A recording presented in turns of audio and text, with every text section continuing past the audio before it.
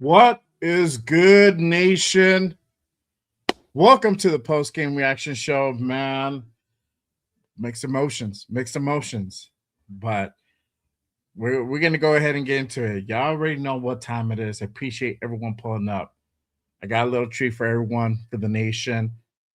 I'm about to go ahead and debut a new Just Raiders intro. I hope you guys like it. Let me know in the comment section. Let me know in the chat. Here we go. Let's go ahead and kick this thing off.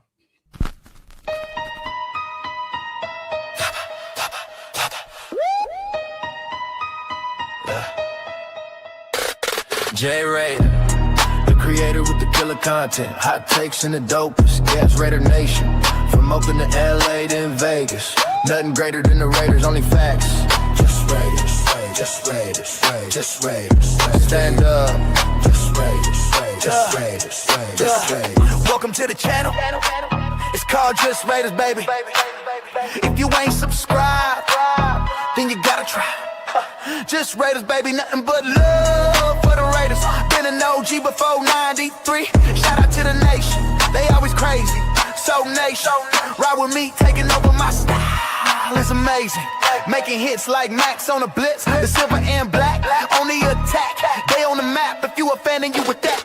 J Raider, the creator with the killer content, hot takes and the dopest. Gas Raider Nation, from Oakland to LA to in Vegas. Nothing greater than the Raiders, only facts. Just Raiders, just Raiders, just Raiders, just Raiders, just Raiders, J Raiders, just Raiders, just Raiders, just Raiders, just Raiders, just Raiders. Putting on shows like Brock on the go.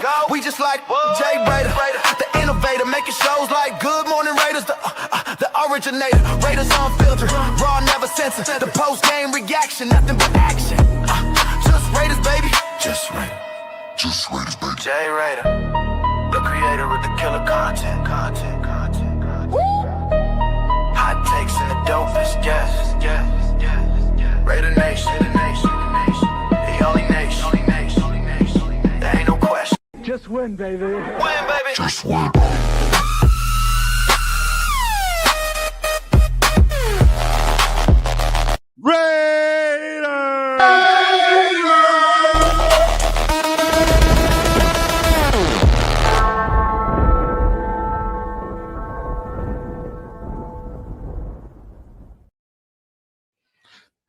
That is the new intro from your boy J Raider, Just Raiders, the new intro for the post game reaction show and Raiders Unfiltered. I hope you guys like it. Make sure you guys let me know what your thoughts in the chat, in the comment section. If you guys watching the replay afterwards, appreciate you guys. You already know this is a post game reaction show. Salute to everyone here and everyone pulling up. If you guys haven't done so already, make sure you guys go ahead and click that like button on your boy. Hit that subscribe if you're new to the show. If you're feeling what you're hearing, if you're feeling that intro, hit that subscribe button on your boy. We're about to go ahead and do a damn thing. You know, a game like this, a game that we just went ahead and played for many implications. I can't do this show alone. This show is not only therapy for the nation, but it is a voice, an extension of the Raider Nation. So I gotta have multiple sides to this, so you already know. But let me go ahead and bring out my guests that are chilling backstage. Let me go ahead and pull up my guy Raider Primo in the building. Salute, my guy. Appreciate you pulling What up. is going on, nation? I'm back. We got some Back. things to talk about. I'm back too, bro. I took a little mini vacation. I was on with Jeff on Friday for his last Friday Night Live. I hope to go ahead and send that off. With the holidays running around, with work, it was kind of hard to really stay in the loop with some content. But hey, I'm back. Holidays are starting to wrap up with work, so I'm starting to get back into the swing of things. Glad to have you back, brother, for sure. And I got to go ahead and get my other esteemed guest, my guy, Raider Will, in the building. You already know. He was with me on the Friday show. On the last Friday night pull up with my guy, Jeff. What's good, brother? You already know what it is, baby. I'm right here with Jay Raider, the creator. I got my boy Raider Primo. And after taking a BTA in the toilet bowl, baby, I'll be like, hey, what are we doing, Raider Nation? Positioning ourselves for that first round draft pick. I'm gonna say this. We finally got this. The number one pick. The number one pick, y'all. There you go. There you have it. It is official. Raiders get the number one pick. We're gonna go ahead and get into it. You already know, man. But hey, that song, bro. I wrote that song. It took me a while to go ahead and put together. I wrote about 95% of those lyrics. But yeah, hey, I was feeling it. Y'all could have seen me in the backstage. I was over here getting it. I go through hundreds and hundreds of, I don't know how many songs I went through it. Me, the wifey too, we're going through different songs. And she's like, I wanted to, it should sound like this. And she's like, okay, let me do a little bit more West Coast flair to it, and then this is what it generated. I got an alternate version, but this one is it hits for sure. But yes, sir. Let's go ahead and kick this show off. Again, Raiders lose another embarrassing loss, and we're talking about it backstage that we didn't think, we knew that this game was very unlikely for us to go ahead and come out with the win at the end. But the way that we went out and lost this game, it's a little bit surprising. I called it, I'm gonna be honest, I'm gonna eat crow. I called it a closer game than what this was. But Raiders get fucking spanked again, 34-10 in fucking Vegas in front of probably like a 60% giant crowd. The Tank Bowl, in other words, as many have dubbed.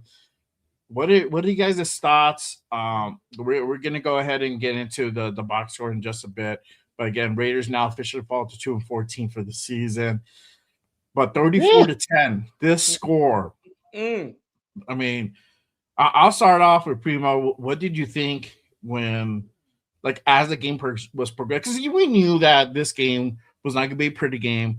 At least I figured it wasn't going to be a pretty game. There was going to be a lot of mistakes. Most teams are going to kind of look like shit coming out the gate, and it kind of started that way, but then it just became worse as the game continued. I'm like, okay, you guys can stop fucking around now, it's better a little bit. It's better than 3-0. Vikings and Raiders from a few years ago. I believe we remember that game. So it was entertaining if you're a Giants fan.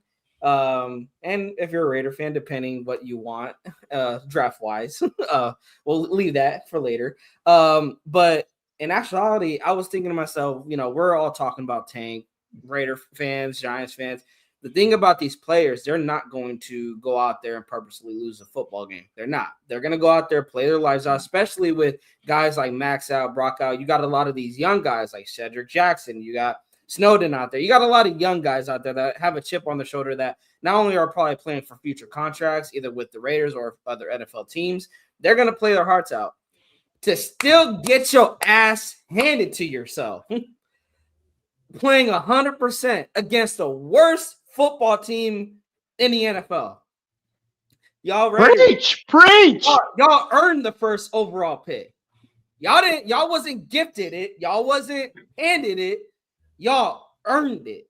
Because I thought it was going to be a game like the Titans, where it was going to be, like you said, kind of bad football from both sides. Right. We kind of took the advantage in that game against the Titans. I thought it was going to be some sort of that. I had a low scoring, 14-10 loss that I thought it was going to be an ugly, ugly game. But no, the Raiders, I tell people, the Raiders don't need a tank. The Raiders are just a bad football team. They will find ways to lose. That bad.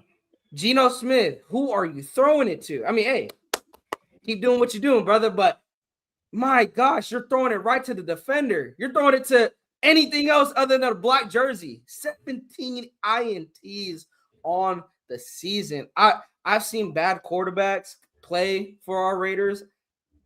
Bro, Geno is up, and he's only played for one season. He's up there of being one of the worst quarterbacks I've ever seen play in a Raiders uniform. And hey, is Tom McMahon back? Like, you know, right? Like, because was back. That whole bro. Hey, Will, you said in the pregame you could have ran through that. I think any of us could have ran through that. Like, did the Raiders kicking unit go to the sideline? Like, because bro, all I seen was Carlson out there. Like, I can get him. Like, hey, Carlson, bro, don't pull a hammy now. This game got ugly. Like, I think the kick return, Jay, is where this game swung. Like, the Giants away, like the momentum was all on the Giants. The Raiders were not going to come back into this game. I would have been surprised if they did, but it got right when that kick return for a touchdown happened for the Giants. That game was over, and it got ugly real quick with Geno capping it off with another INT later in the game, and the Giants scoring another touchdown later in the game. It got ugly, and Giants fans are once again, like every opposing fan base, they're partying up on the Strip while Raider fans are just drinking their hopes away on the Strip. So it was an ugly game. Very, very ugly. Oh, yeah. Yeah, for sure. 100%. Will, what are your thoughts on Hablemos verga, bro. That's what my thoughts are. I already told you. Oh, we suck. Let everybody know. This is the worst part, all right? I told y'all in the pre-show. I'm over here talking with Primo. Primo's like, bro, hey, these guys are giving maximum effort. Bro, if this is maximum effort from this team, we just suck. Mm-hmm. And at the end of the day, bro, I'm going to tell it like this, right? We didn't run the football. Pete Carroll is lost in the sauce. And like, bro, he's over there looking for some neuro gum or something to get his fucking Alzheimer's back. Because I'm telling you, bro, we look lost. Guys are running wide open. Yeah. Wide open. People are not like literally Ashton Genty, 16 carries, 60 yards. Pathetic. No accountability. Geno Smith, bro, is looking to the right and throws it in the middle of the field.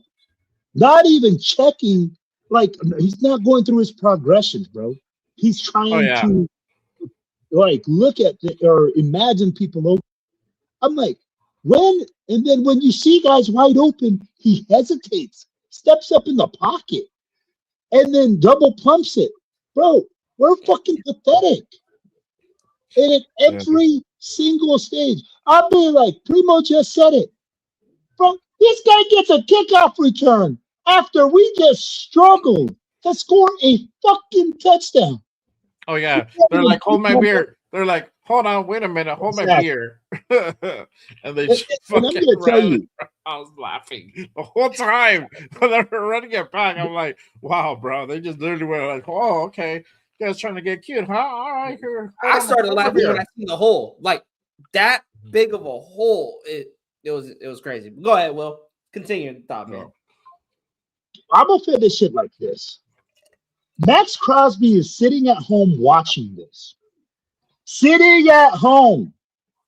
He didn't show up to the game. He didn't go there and was supporting his team, right? Because he got sent home.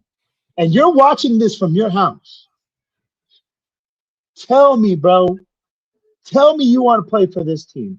Tell me you want to play for this coach. Tell me all those guys that you lined up with every single week you're looking at and saying, oh, yeah, that's a bad motherfucker. Oh, I want to line up with that. Bro, very little effort across the board. I'd be like, yeah, I saw Michael Mayer making some moves. Hey, I saw little things like that. But again, incomplete. And against the fucking Giants. Bro, we're not talking about the Philadelphia Eagles. New York we are talking about the Giants. Guys,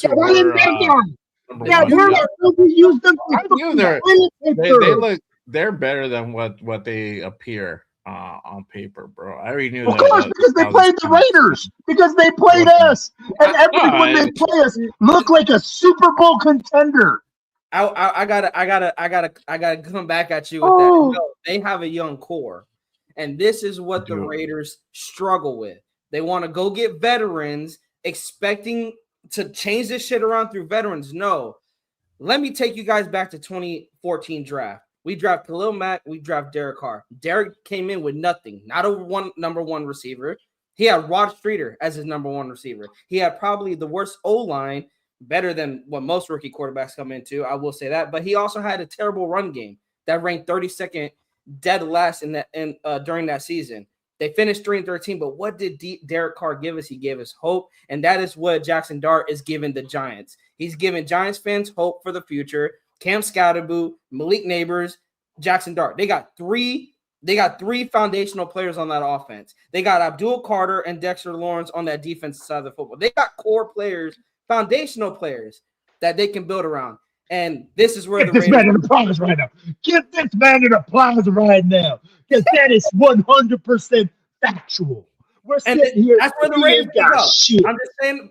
I'm saying that 34-year-old Geno Smith, 39-year-old now, because the motherfucker looks running scared, looking like fucking dirty rascals. He looks 49, bro. Yeah, for sure. He look like a mad scientist. He takes off his helmet, and I'm like, yo, bro, the Raiders done fucked Geno up. Yeah, he like, I'll get fucked. What the fuck am I gonna braid my hair for, bro? For this shit? Yeah, I think so. We're gonna go ahead and get into the box score in just a bit. You already know. Before I do, I'm gonna go ahead and acknowledge chat. Real quick, Will, your mic was popping a little bit. I don't know if you want to go ahead and adjust it while you were talking.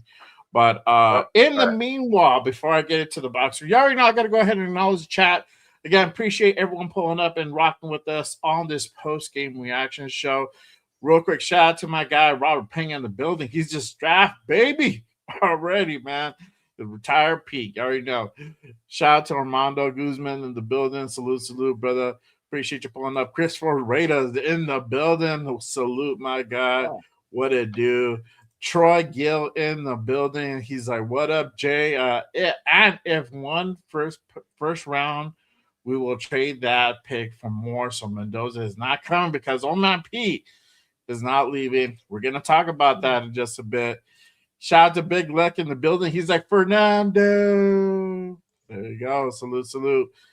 My guy, Rorschach Raider 2-4 in the building. One of my mods here, Just Raiders. Yo, what is good, my guy? Appreciate you pulling up. Yes, sir. The Mokes in the building. Salute, brother. Salute. Thanks for pulling up. G-Fam, my boy G-Fam in the building. One of the mods and one of my members here at Just Raiders.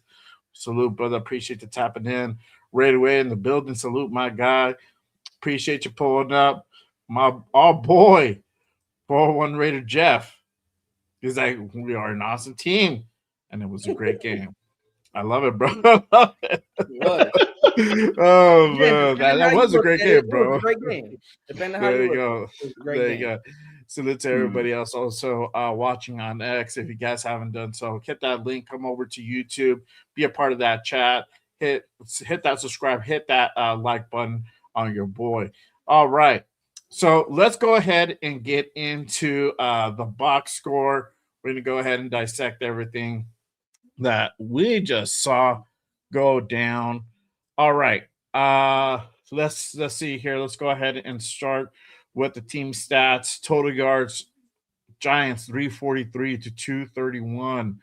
Passing was 188 to 168. And again, difference maker, the rushing. Giants putting up 150 plus yards on the ground, only 63 on the ground for us. Yards per play, 5.4 to 4.3. Giants, 22 first downs, and you saw that throughout the game for sure. 14 for the Raiders. Third down efficiency, they were better, obviously, on third down, 6 out of 13. 3 of 13 for us. Fourth down efficiency, we took a lot of fourth down gambles, 4 out of 5. They were just 1 for 1. Total plays 63 to 54. again, the difference maker here, 2 sacks given up by the Giants, and Gino with cutting sacked 4 times in this game. Penalties 8 for 58, and then 5 for 41. 2 picks thrown by Gino in the game. Time possession was actually this time a little bit more of the same. Tackles were about 35 apiece. Field goals. Giants were 2 for 2. Raiders 1 for 1. Red zone attempts. Giants were able to go ahead and really operate in that red zone. 3 out of 5, 1 for 2 for the Raiders. Let's go ahead and turn over to the player side of it. Geno Smith, 20 out of 28, 176 yards, 1 touchdown, 2 interceptions. That I think probably those were where you could say the difference makers. Kenny Pickett, 2 for 2, 16 yards, getting a sack at the end. Rushing, it was the Ashton Jeanty show. He was more quiet this game. 16 carries for 60 yards, 3.8 per clip. Looks like probably that mid fourth quarter he was shut down. I didn't see him anymore after that. Zamir White, 1 carry, 2 yards.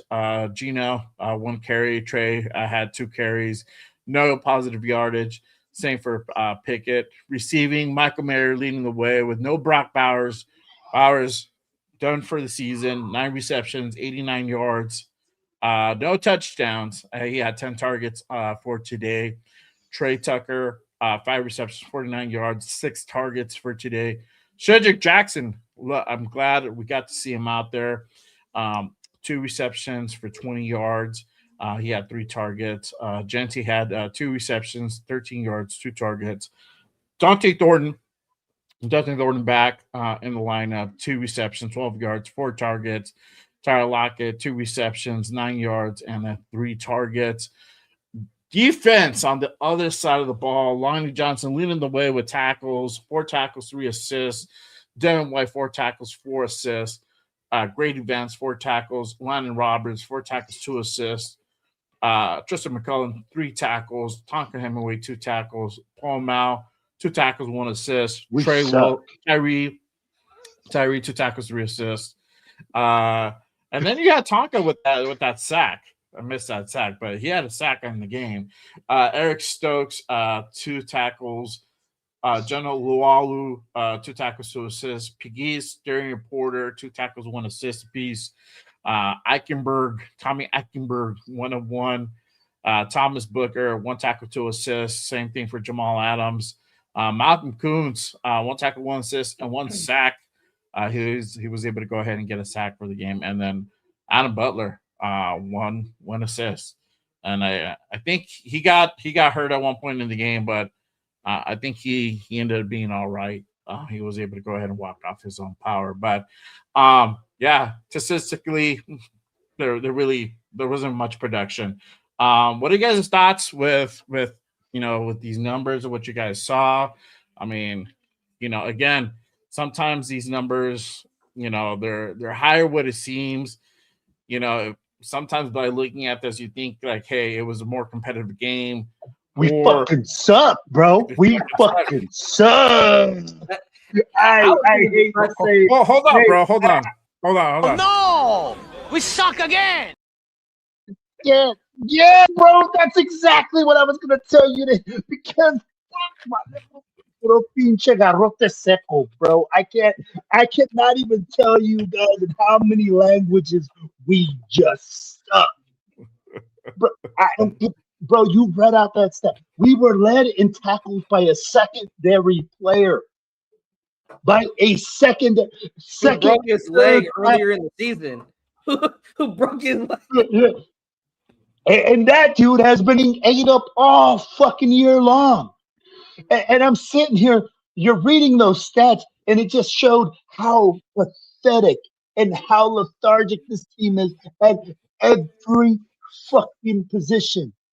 I'd be like 60 yards by Ashton Jeanty should not be acceptable to the offensive line. The offensive line should be rolling in their fucking graves or rolling in their fucking beds at night, fucking being sleepless, fucking thinking about shit like that. I mean, like at the end of the day, this team is so far gone. This is, and again, for us, we've already packed it up. This team is packed it up. Yep. I'll be like, to say that this is maximum effort from these guys. I don't give a fuck who you are. You're either being coached like shit, your game planning is shit, and coaches haven't performed to any fucking ability, guys. Not one. Okay? I don't see anything that we can hang our hat on. We don't play good defense. We don't strike fear into the offense. Fucking our special teams fucking leaves holes bigger than the fucking Moses parting the Red Sea for fucking the Israelites coming back to fucking Israel. Fucking, we might as well part the ocean. I'd be like, we don't play any offense. Offense? What's that? I'd be like, bro, we literally throw the ball to the opposite team. We have expectations of Geno Smith throwing a pick six every game. That's true. Literally. That's true. Every single game. I don't even like, I got friends, bro, that are Raiders fans that bet, and they bet every single game that Geno Smith will throw an interception and get paid out. Hey, this is how pathetic this shit is right now. Get your parlay, and for you to, yeah, and for you to tell me, okay, and people to fucking jump up there, he looks like a retarded monkey after the fucking press. I've stopped listening so much because all he does is lie, and lie. You're not giving this. You know what? One day, I just hope he comes out and says, you know what? I did a bad job coaching. This was a shit job done by me. I didn't prepare this team. My coaching staff didn't prepare this team. I fucked up. This is a product of what I put out. No. This is what he's putting out, guys. Yeah. And at the end of the day, bro, after 14, 15, 16 games, whatever the fuck we're at now, because it feels like we're at 1,000. I feel like I just been taking belt to ass every single game this week. Yeah, you gotta take your weekly ass whipping, bro. That's kind of how it goes.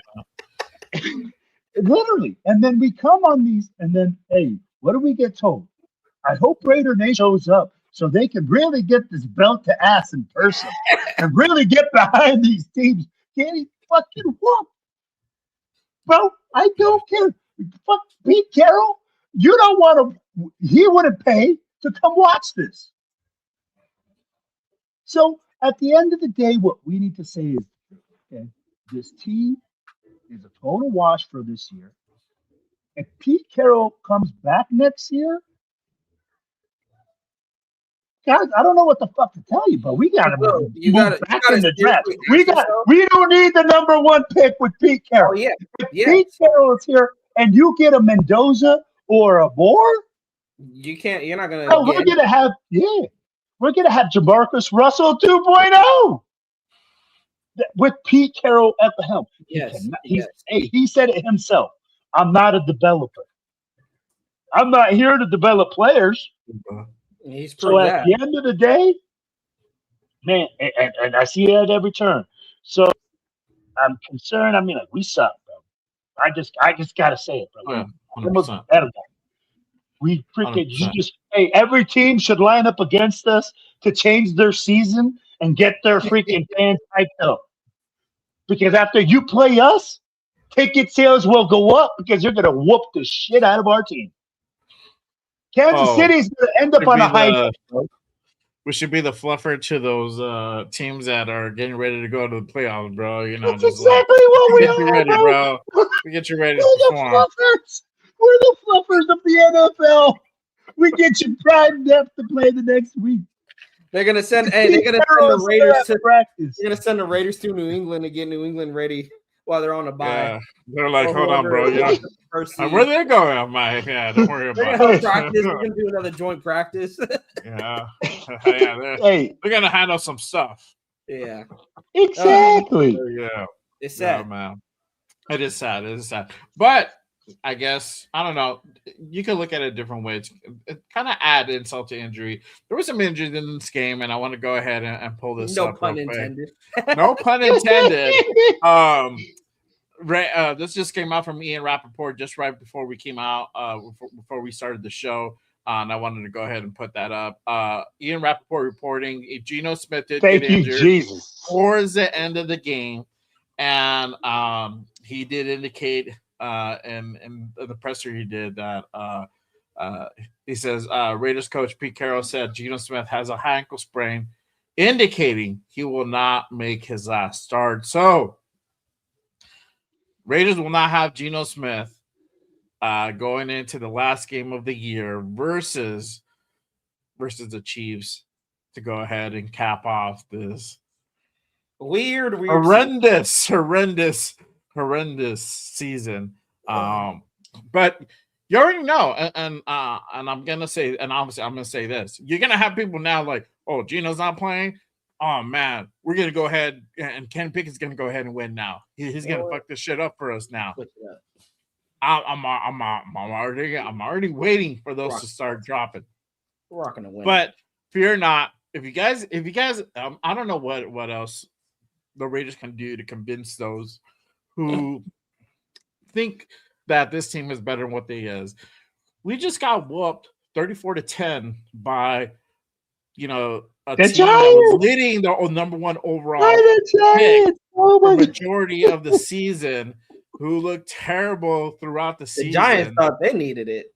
Yes. So this wasn't an indicator to you guys that we're just that bad and we're not going to win any more games. I don't know what reality, I don't even think Aiden O'Connell could come in and even win us a game. We're just that bad, bro. It was just that bad. We can't do anything offensively. We can't do anything defensively. It's just that bad. But we best not fuck around and find out, though. We best not fuck around and find out, because I'm telling you right now, we go to Kansas City. You lined up that bad, he might win you one. This game, this everybody was saying the same thing for this game, and here we are. We just got blown out by the Giants. So I am not concerned. I am not afraid for next week while we wrap up this just straight dog shit of a season. I can't wait to officially put a cap in it. Then we can go ahead and just walk off into the off season, enjoy Cancun, enjoy wherever you guys are gonna be at for the off season. Once again, enjoy watching playoff games instead of actually playoff games. Exactly. Get those bets ready. But Geno Smith is not going to be part of that last game going into versus the Chiefs. Same still in Vegas, 2 back-to-back home games to go ahead and wrap up the season. Let's go ahead and get into this part. I know everybody's been waiting to go ahead and talk about this. Let's go ahead and just get into this, making it official. Raiders, again, now have the number 1 overall pick by losing to the Giants. Want to talk about it? The number 1 pick. Hayden will love it. We got the number 1 love pick. It. So that's where we at. Let me go ahead. Hey, we're rooting for first overall pick securation instead of a playoff spot. Let's go. The life of a Raiders fan. We're happy. Take it out. We got to take it out. We're number 1 at something. We're at least have the number 1 overall pick. And this is the shit. And it was funny. I laughed, but I was upset. I was so mad when the commentator said this is the second time that the Raiders would have their overall pick. Last time being, Jamarcus Russell. Like, do you want to get Raider Nation mad at you? Do you want to get them pissed off? Yeah, bro, Kevin Harlan is my guy, bro. Like, I love hearing him call NBA playoff games, March Madness. I'm like, come on, Kevin, bro. You ain't got to be throwing that out there. Like, come on. That's right. We're getting Bo Callahan. Damn it. Bro. Will is out of it. bro. Freaking, this is. I hate. You Hey, know no, what, hey, guys? Will, look at the streak. Bullshit. Hey, forget us holding the first overall pick. Look at the streak we're on. We lost 10 straight.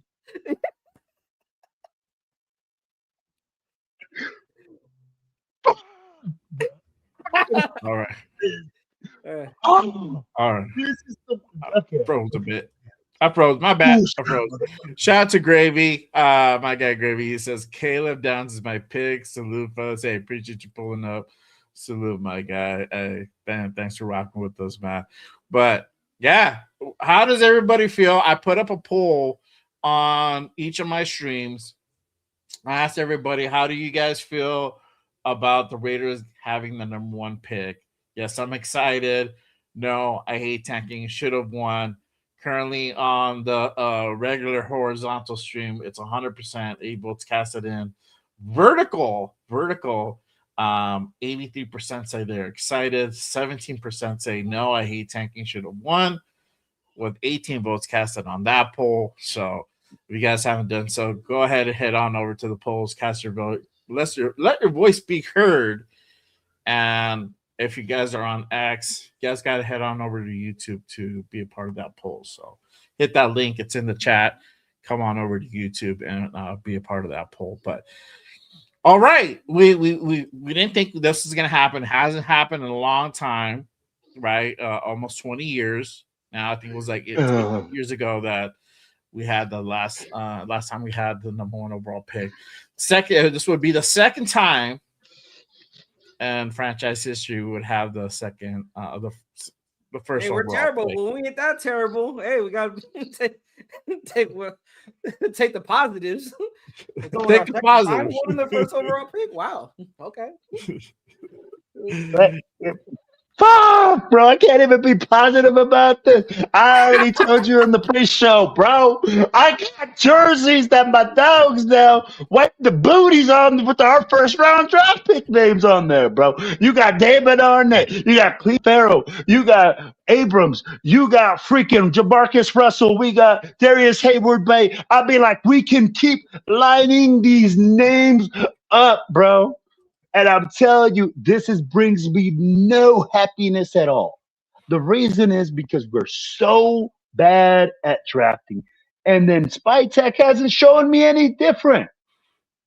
Yeah. I mean, like literally. And then we don't have the coaching staff to develop them. I mean, like, and I told you, Primo, I love the idea of grabbing a quarterback and having like that, pieces around it.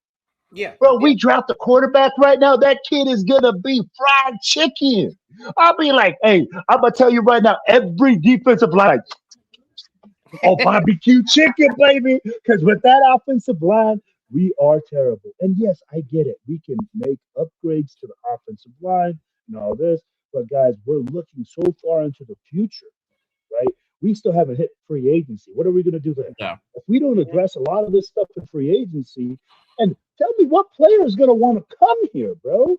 What player is lining up to say, oh, I want to be a Raider? Fuck, I want to be on the suckiest team in the league. Every fucking year, I want to be a loser. No, bro. Tell me what we're going to sell. Who's going to coach me? Brendan Carroll? Woo! Brendan Carroll, my fucking offensive line coach? Fuck, I might as well go sign up for freaking sell hamburgers at McDonald's because that's where I'm going to be after a couple of years. I'll be like, look at Dylan Forsythe and DJ Glaze. I'll be like, they're handing out sacks like fucking kids hand out freaking Scooby sacks. I'll be like, at the end of the day, bro, it is what it is. I'll be like, we have a lot to work on. And for us to say that what if the number one pick is going to solve all this? No, man. I mean, like, I already said it. I'll be like, and then Pete Carroll being here, that scares me to death, homie. Yeah. I'll be like, what are we going to do then? And people are saying, oh, Pete Carroll is not going to be here. How do you know that? I'm like, are you in that room?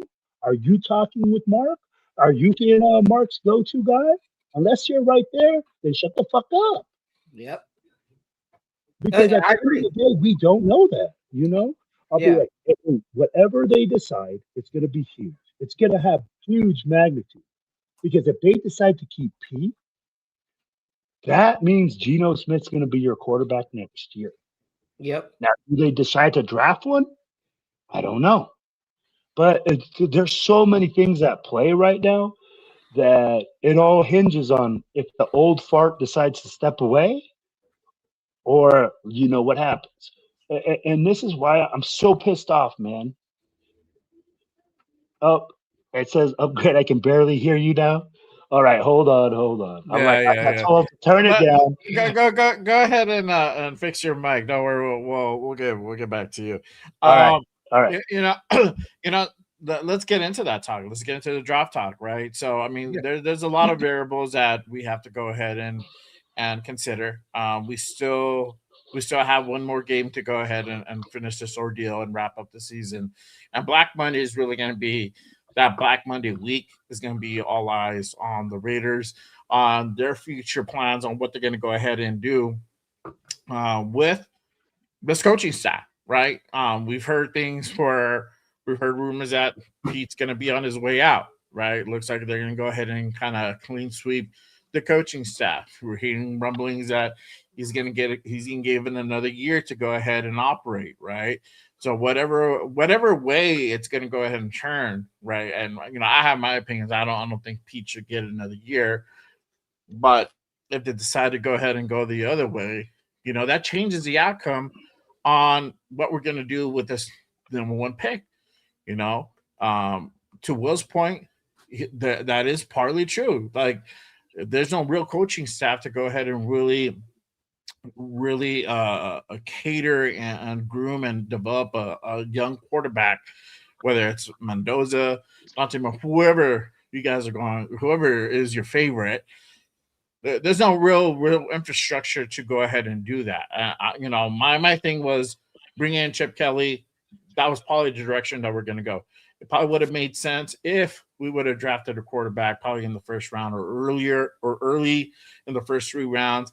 That kind of would have made more sense. But Chip Kelly's gone. We know that experiment didn't work. So whoever's going to go ahead and come in has to go ahead and keep that in mind. But if it's Pete's here, quarterback might not be on the docket. It might not be what they're going to go ahead and go after. They might trade back, get more picks, and get a guy later on in the first, probably in the second round, third round, whoever that could be. Or they might go ahead and draft another guy in the 6th round again. Who knows, right? Nobody really knows 100%. It's really what they're really trying to think, what they're really thinking of in that front office, right? Yeah. With Mark and everybody else. Yeah. So, it's really about how we really got to really see, again, go through this by step. I can't believe we have to go through this shit again. But we already know, like, okay, we have to get through this last game. Then we'll know the following week what's going to happen with Pete. We'll know if Pete. That Black Monday, we'll know if Pete's here or not. Yeah, and if it's a total rebuild, who's going to go? Who's going to be the candidates? And who's going to be, who's going to really do the hiring process for that? It should definitely be Spy Tech. If it's not Spy Tech, I don't know why we have that motherfucker here, right? I guess you got to have a GM, but whatever. He should really do that hire if you're going to go ahead and bring in somebody to go ahead and really coach this team. And if Pete's still here, you got to go ahead and let Pete get his guy that he wants to go ahead and be his offensive coordinator, right? So there's a lot of things that could happen. There's a lot of things that we kind of have to, go step by step. But let me get Primo's thought on this. Here's when it comes to the draft talk, and we'll hit it kind of on the button. It all depends what we do leading up to the draft. Is Pete here or not? Is it a different coaching staff?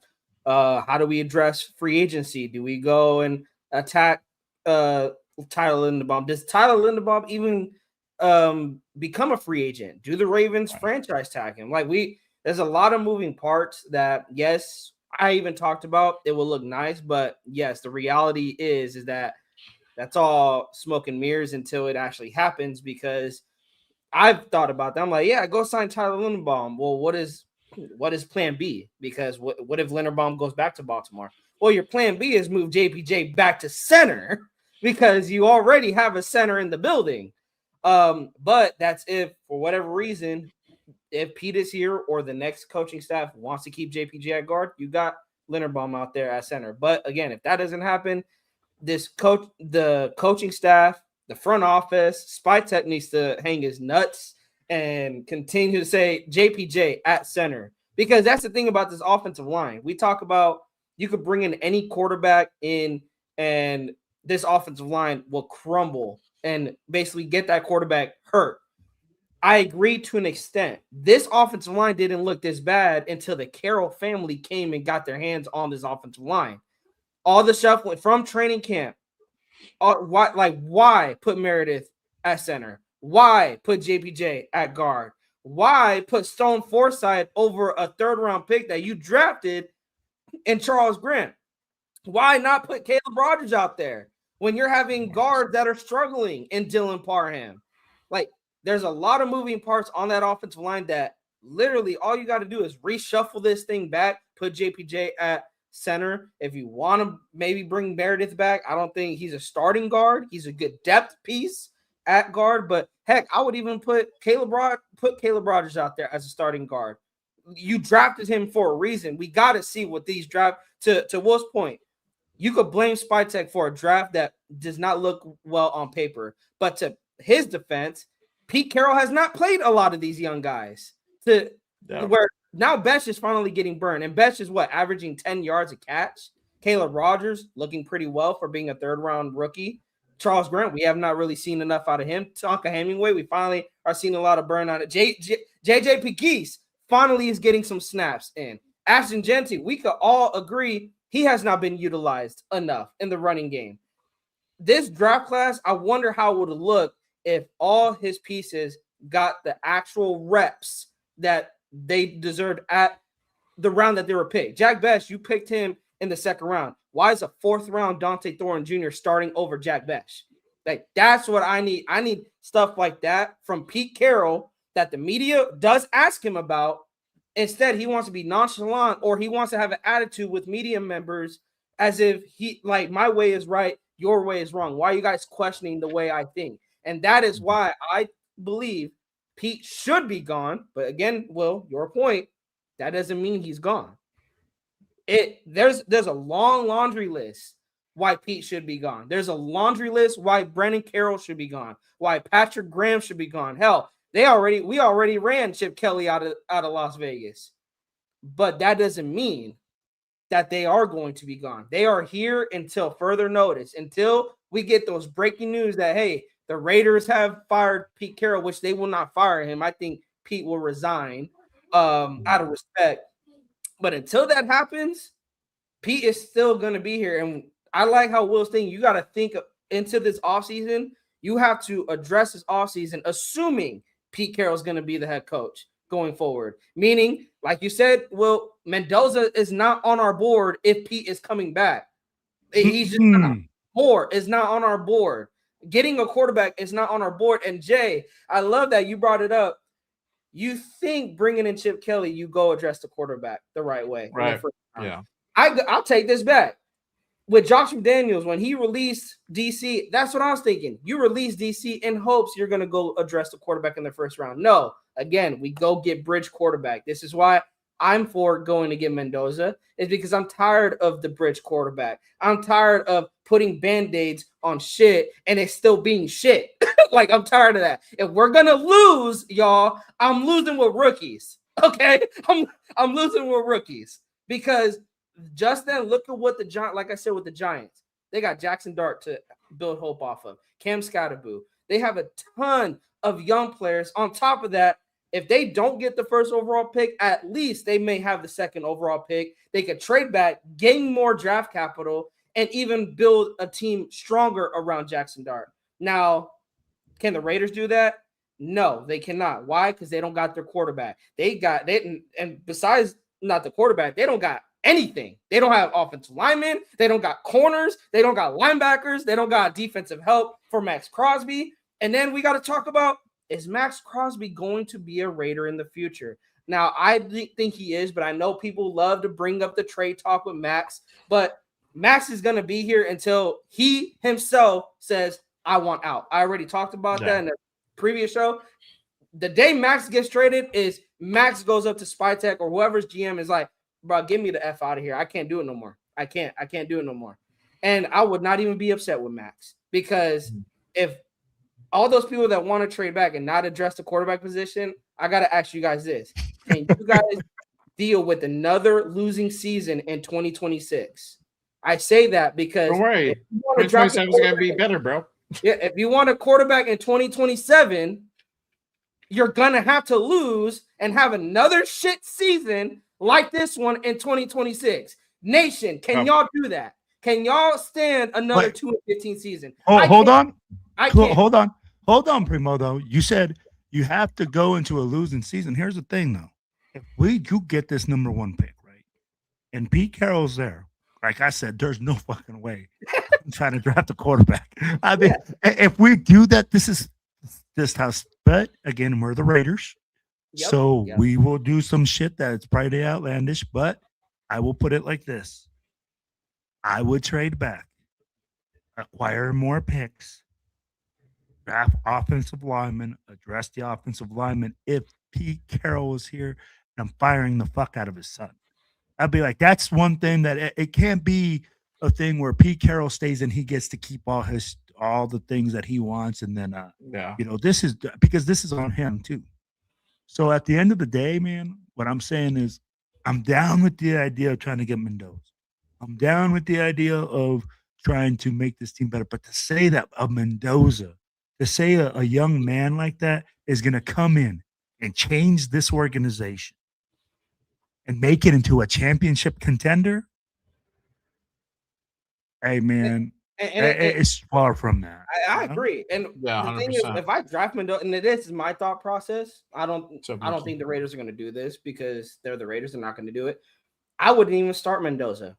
If I draft Mendoza, I'm not starting him. No matter what moves I make, even if I get a Linderbaum, no matter what the moves I make, I'm drafting Mendoza to take a seat and learn.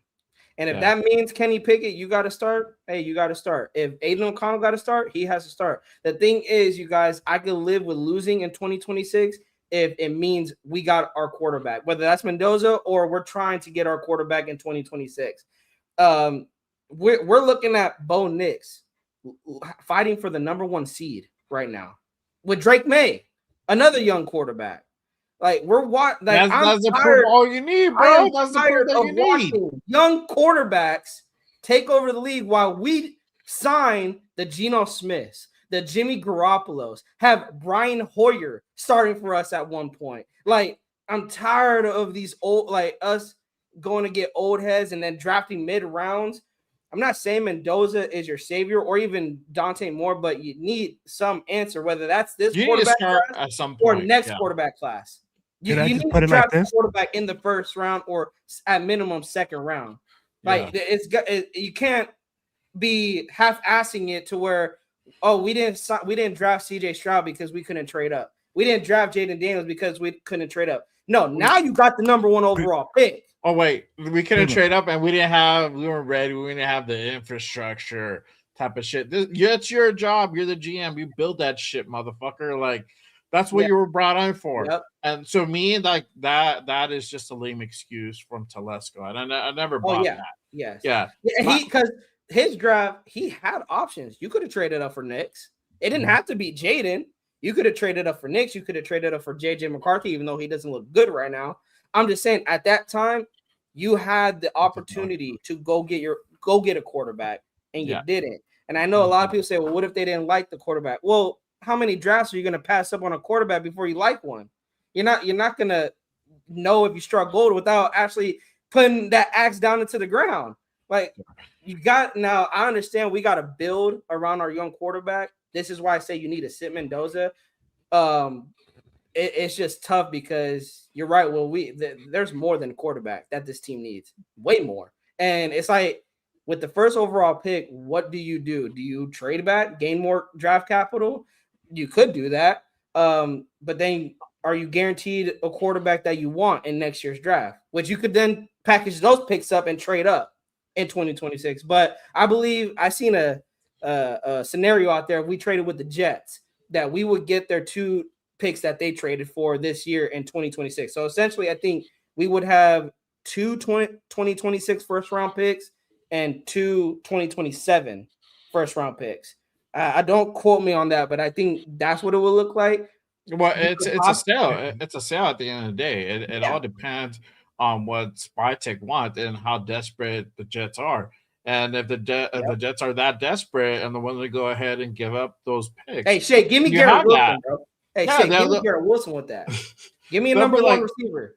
They'll be like, no, fuck that. We don't want to do that. Like, we'll give you this and we'll give you that. And then at that point, it's on Spytek to be like yes or no.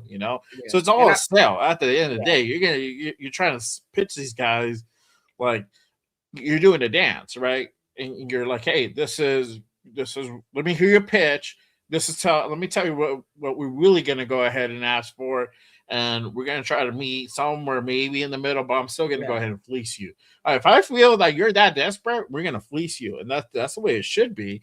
You can't knock teams for doing it. My whole thing is this, and I want to go off and I want to follow up to what you said with the whole, wait for 27. That's the thing. We said that last year about let's wait for 26. So-and-so is going to come out. And yada yada, right? Archie Manning is going to stay in school. Drew Lar has regressed. He's not the same type of dude that he was a year prior. So this draft class is probably slightly worse than last year's. So what is looking like the trend is probably what is looking towards is that the quarterback draft class is not going to be a whole lot good. They can probably going to be slim pickings, and it'll probably take a few more years while you get, these quarterbacks to pop up, right? So most likely Mendoza is going to go ahead and declare. We don't know about Dante Moore.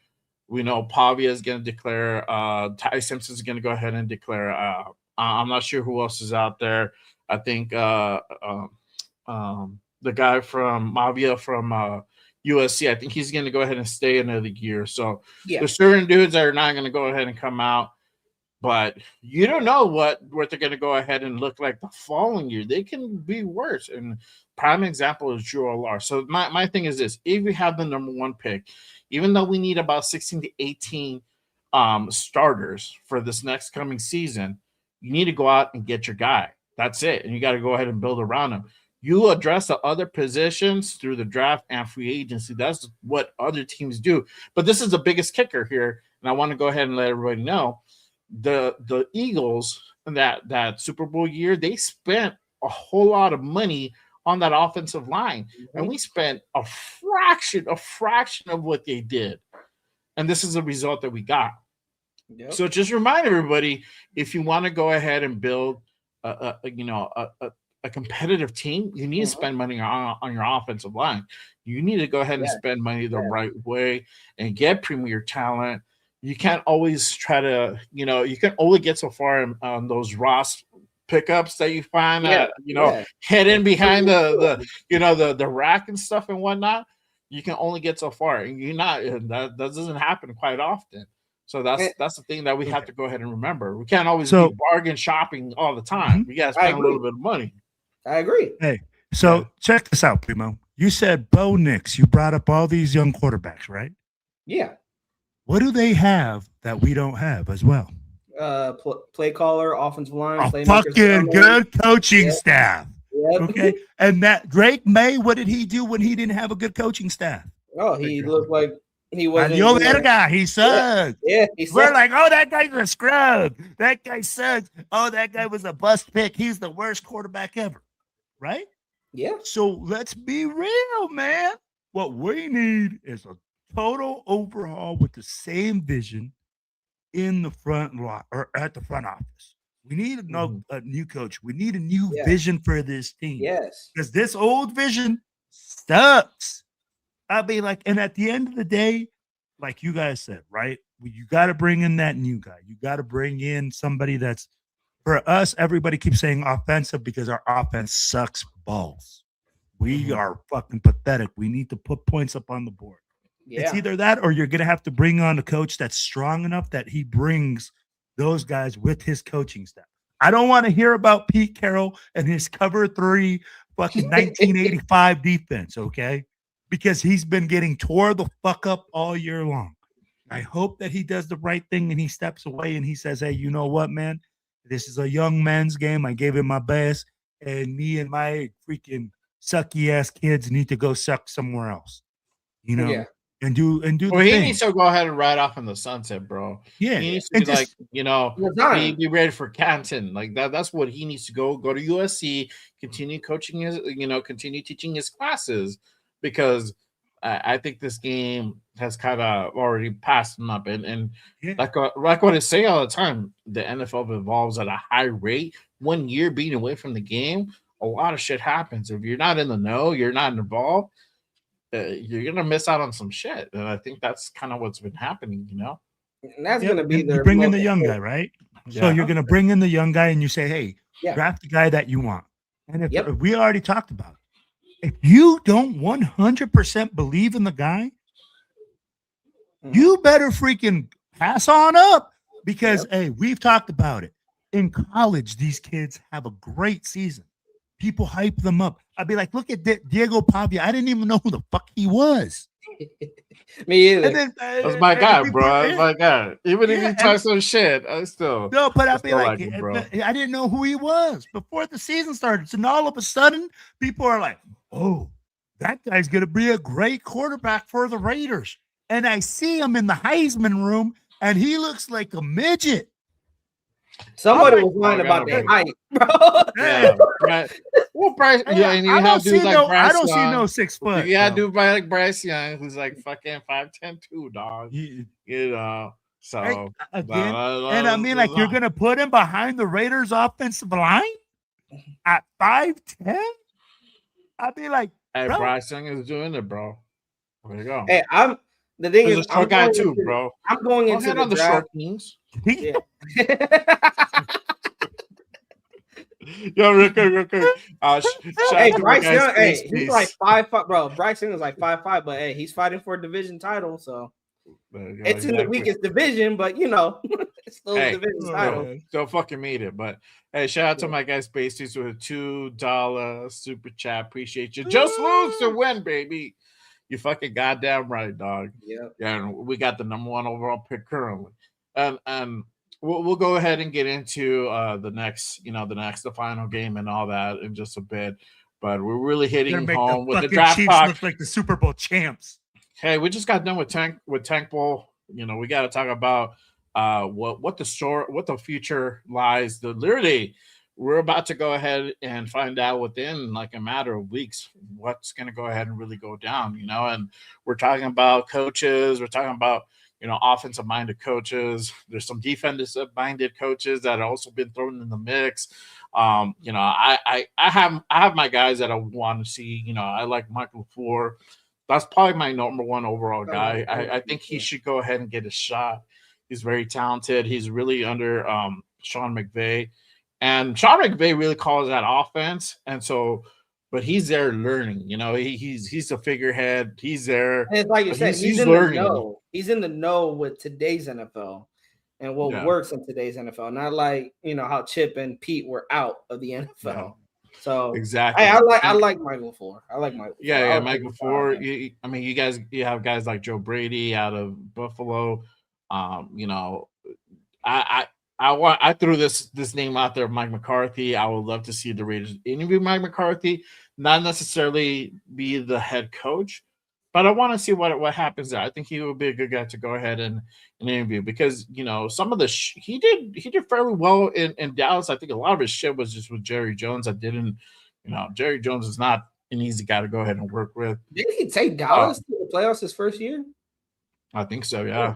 His first something like that. They were consistent, but they'll probably make it maybe second round, and then they would get fucking. I mean, that's Dallas. That's not even Mike McCarthy. That's just Dallas. But that's just Dallas. I mean, you could say that's Mike McCarthy too. We're not even at that point, bro. We're not even near there. We'll take anything. We'll take this round defeat.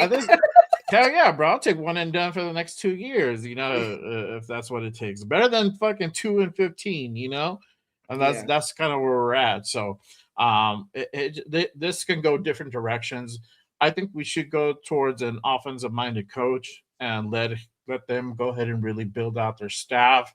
This should be done. from anything we take away from this season, for one, we can't really get involved on the anything below head coach. We shouldn't really get involved in that hire system. It should really be the head coach to go ahead and make those hires, right? Yeah. The head GM needs to go ahead and hire his head coach, his candidates. You can have your wish list, but he should be hitting those interviews. He should be the one deciding who's going to be the best fit, who's aligned with the vision. This is the thing. This is why I keep saying this every fucking show all season long. The vision has to be aligned. The vision is not aligned.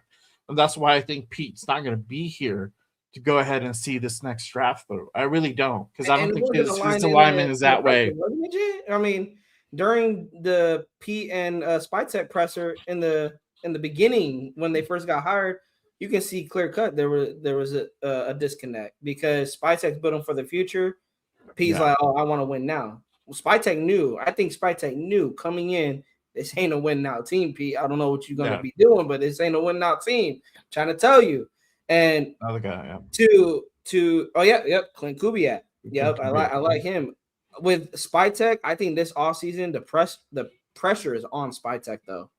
But I need it to be on him. What I mean by that, like you said, Jay, and I think Will, you could probably agree to this. Mark Davis needs to give all keys to the GM.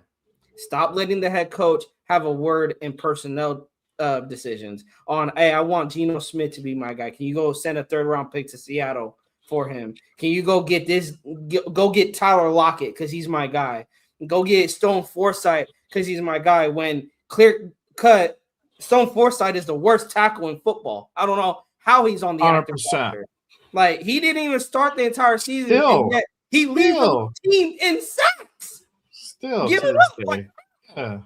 Like you didn't even start for the Raiders the entire season, and you lead the team in sacks given up. How is that possible in Stone Forsythe? So, Mark Davis, what you're going to do is first you're going to go give Spytek the keys, and then second, you're going to take your little Golden Girls, go to the Bunny Ranch with Jimmy G, and stay the fuck away from the Raiders. Please, let Spytek be a GM.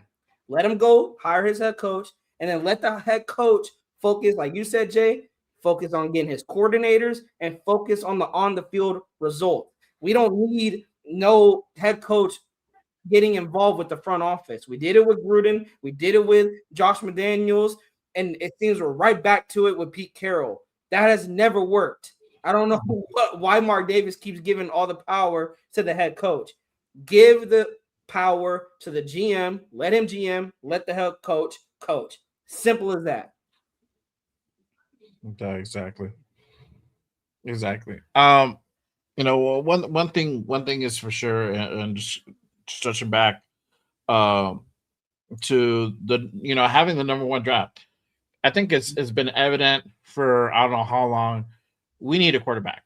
I think ever since even maybe like 2 or 3 years before Derek made his departure, we're already knowing. And the fan base is already starting to get to that point that we need to move on from Derek Carr. Though the Derek Carr moving on talks were starting to happen. Yeah. I remember just talking to other fans. I wasn't doing any content creation, just going on Twitter, on Instagram, just seeing some of that feed and hearing those talks. And we never addressed that at any point in the draft. And now we had to go through all these journeyman quarterback and trying to see if we could find one that's going to go ahead and make us good again, right? Yeah. Or, get us off this mediocre plateau. Yeah. We never did that. We regressed, and we were to a point where now we're back at getting the number 1 draft pick. A lot of people have the Jamarcus Russell, trauma. I do too. But I think Raider PTSD is real, but we got to fight Raider PTSD is 100% real. We got to fight it. Like, we got to fight it. It's because How? I just listed. I listed. I get 5 first-round draft picks. I got you, but this is the thing. Go ahead, Jay. Go ahead. You have a GM, a smart GM. We know that this guy knows what he's doing now because his draft picks are working out. We know that Jack Bash can fucking catch the ball. He can create separation. He can create big plays. Right? We know that Caleb Rogers is working out.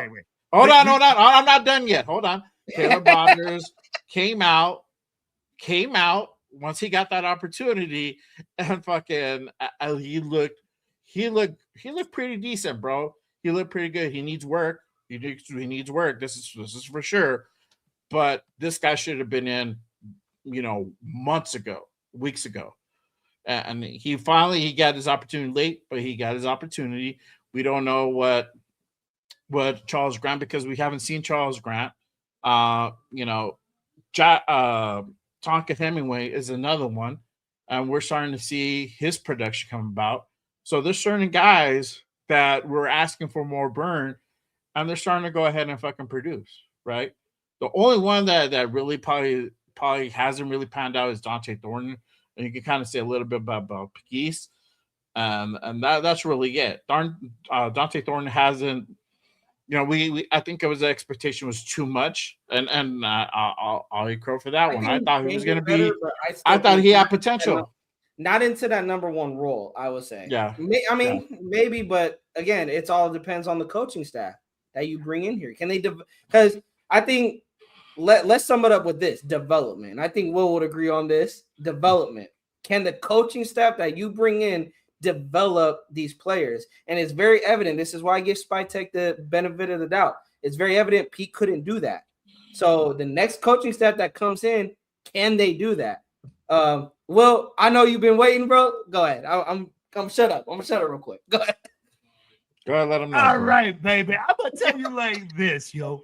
We cannot evaluate the draft that he's had, because again, we talked about it. The coaching staff hasn't even given these guys enough burn for us to really see the body of work of what they can do. Yes, Jack Besh has had some success, but to say that he can do all these things on a consistent basis, absolutely not, because we haven't done it. I'd be like, let's just be honest. I'd be like, we've seen glimpses of Ashton Jemke and what he can be, but have we seen any consistency? No, bro. It's like this team changes from week to week. There's no consistency. There's no development. So for me right now, Spytek still has to be proven as a GM. He still has to be proven with his players. Well, he still has to. I agree. I agree on that. Right. But going back to what we had years prior, bro. I mean, we just came off Tom Telesco, bro. Yes, he gave us Brock Bowers and he gave us JPJ, but Glaze hasn't passed. So 2 draft picks compared to what Spytek was able to go ahead and put together, right? And that's the thing. That is his fault and not his fault. So you can go ahead and give Cass partly to blame, because he didn't get the balls to go ahead and step in. Hey, you need to go ahead and play these fucking rookies, because we're at a point now we're not going to make the playoffs. We that got announced like late October, early November that we got eliminated. So at that point, you should be evaluating talent. They didn't get enough opportunities, and Jack Bash and Thornton and these guys are still not getting enough opportunities, despite them playing. So look at the targets that they're getting. That only goes to tell you the story. But there's something there, and that's what everybody was wanting to go ahead and see. Like, what do we have there? And a lot of things were proven right. There is something there with Caleb Rogers. There is something there with Jack Bash. There's something there with Ashton Jemke. You're right. We've seen flashes. It's inconsistent. It's a different team week to week, but there's something there. And so these picks are working out, bro. And that's the thing. I think with having him at the helm, whether Pete's here, if Pete's here, things are going to be different. If Pete's not here, I feel confident he's going to go ahead and be able to piece together a team and get the right pick to go ahead and lead us, back into at least being competitive, bro. That's what I want. I don't even want greatness at this point. Right now, get us competitive, or we don't look like straight hot dog water, bro. Week in, week out, dog. You know what I mean? But so I think you're actually being very positive, Jay. I'm like, I feel like you're being very positive right now. And I'm like, hey, I'm a shit in your cereal. You can shit in your cereal in my cereal all you want. It's not gonna do anything. I'm gonna still tell you what I feel. So here's my thing, right? Like, here's the thing. I hate the fact that we were saying, hey, we're looking at these guys and saying, Jack Bech, man, I hope that he really does pan out. I hope that we see a lot of things out of him. But for right now, bro, I'm not sold on him being in the second round. Is that at that level, right? I love what we're doing with Carlos Rogers when he goes in there and he's doing his thing. I know he's not the best, but he's learning, he's improving, he's doing his thing, right? But is it because our offensive line is so freaking bad that we have a guy that was drafted in the third round that the coach said he wasn't even ready till week 15 or week 14 to come and play, and all of a sudden he's playing like our best guy? Huh? I mean, what's that a testament to? Is that a testament to how bad the offensive line is, or your coaching staff can't develop players? Exactly. And that's why I go back to the coaching staff. I give Spytek, not excusing him. Again, he still has a lot to prove, but I give this year a pass because 100%. This coaching staff, you couldn't really evaluate his draft board 100% because of the coaching 100%. Staff. So I agree with you. Even, I say Jack Bech. I bet he's still a wide receiver 2 in my eyes. Can he be that 1? Maybe, but I don't think he was ever drafted to be 1. He was always drafted to be that Jacoby replacement. And that's why Jacoby's in Jacksonville and Bech is here. That's what it is. We still need a wide receiver 1. We still need to go ahead and address a lot of things. But I think given the opportunity, I think Spytek will go ahead and surprise us on the things that he's able to go ahead and do. Remember, he's still a young GM. He's not a rookie anymore. He's going into second. I think he's going to go into second seed. We don't know, bro. Shit could be like all sideways in 2 weeks and be like everybody got clipped. Everybody got clipped. Everybody got put in the street. Sorry, bro. Like we got to start this shit all over 100. again. I don't fucking know. It could happen that way. It could be like last year. He'll show up and he'll be doing an an interview, and 15 minutes later they're gonna be like, "Hey, oh yeah, but they did dirty."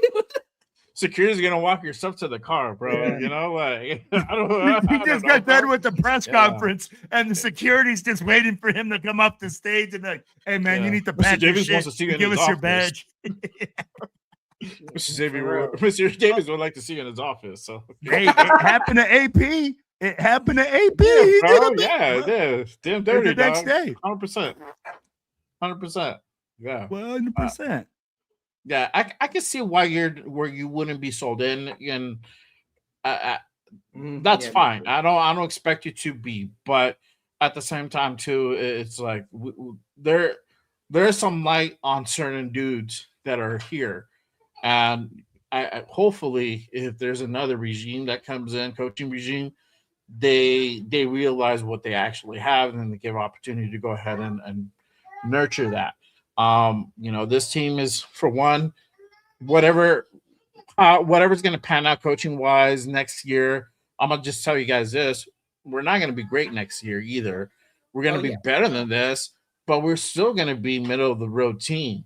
It's really until 27. I don't know about better, but I don't even know about better anymore. I think it can be better. I said that last year. 2-15, dog. You're gonna win at least one more game. No, we said that for 4-13. Can't get any worse. Can't get any worse. We said that after AP. Worse. God damn it, bro. I'm gonna fucking. But Jay, you're out. I'm gonna run down the street naked, bro. The thing about this, I'm gonna run my backyard naked. There you go. The thing about this draft class, and even next year's draft class, you guys, and I want to tell this in the nation, that by year 3, that's when they really got to hit their peak. We've seen it with. I always go back to that 2014, 2015, 2016 seasons.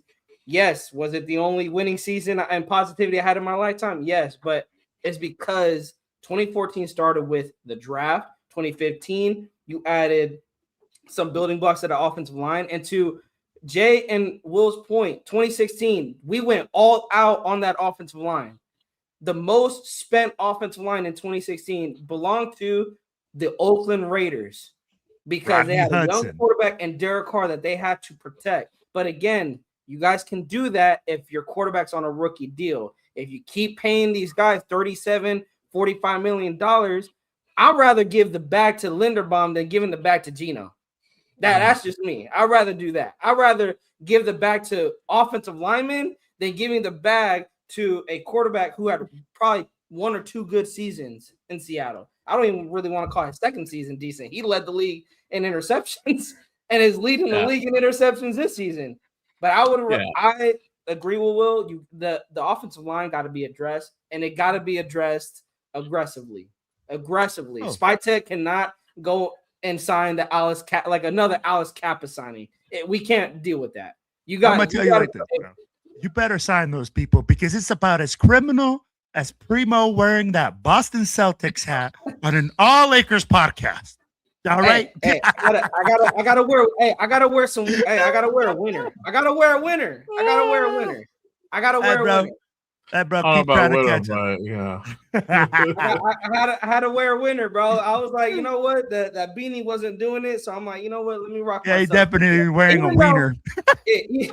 Even though we took an L today. We took an L today. But hey, we still winning. We still wiener. We still a wiener.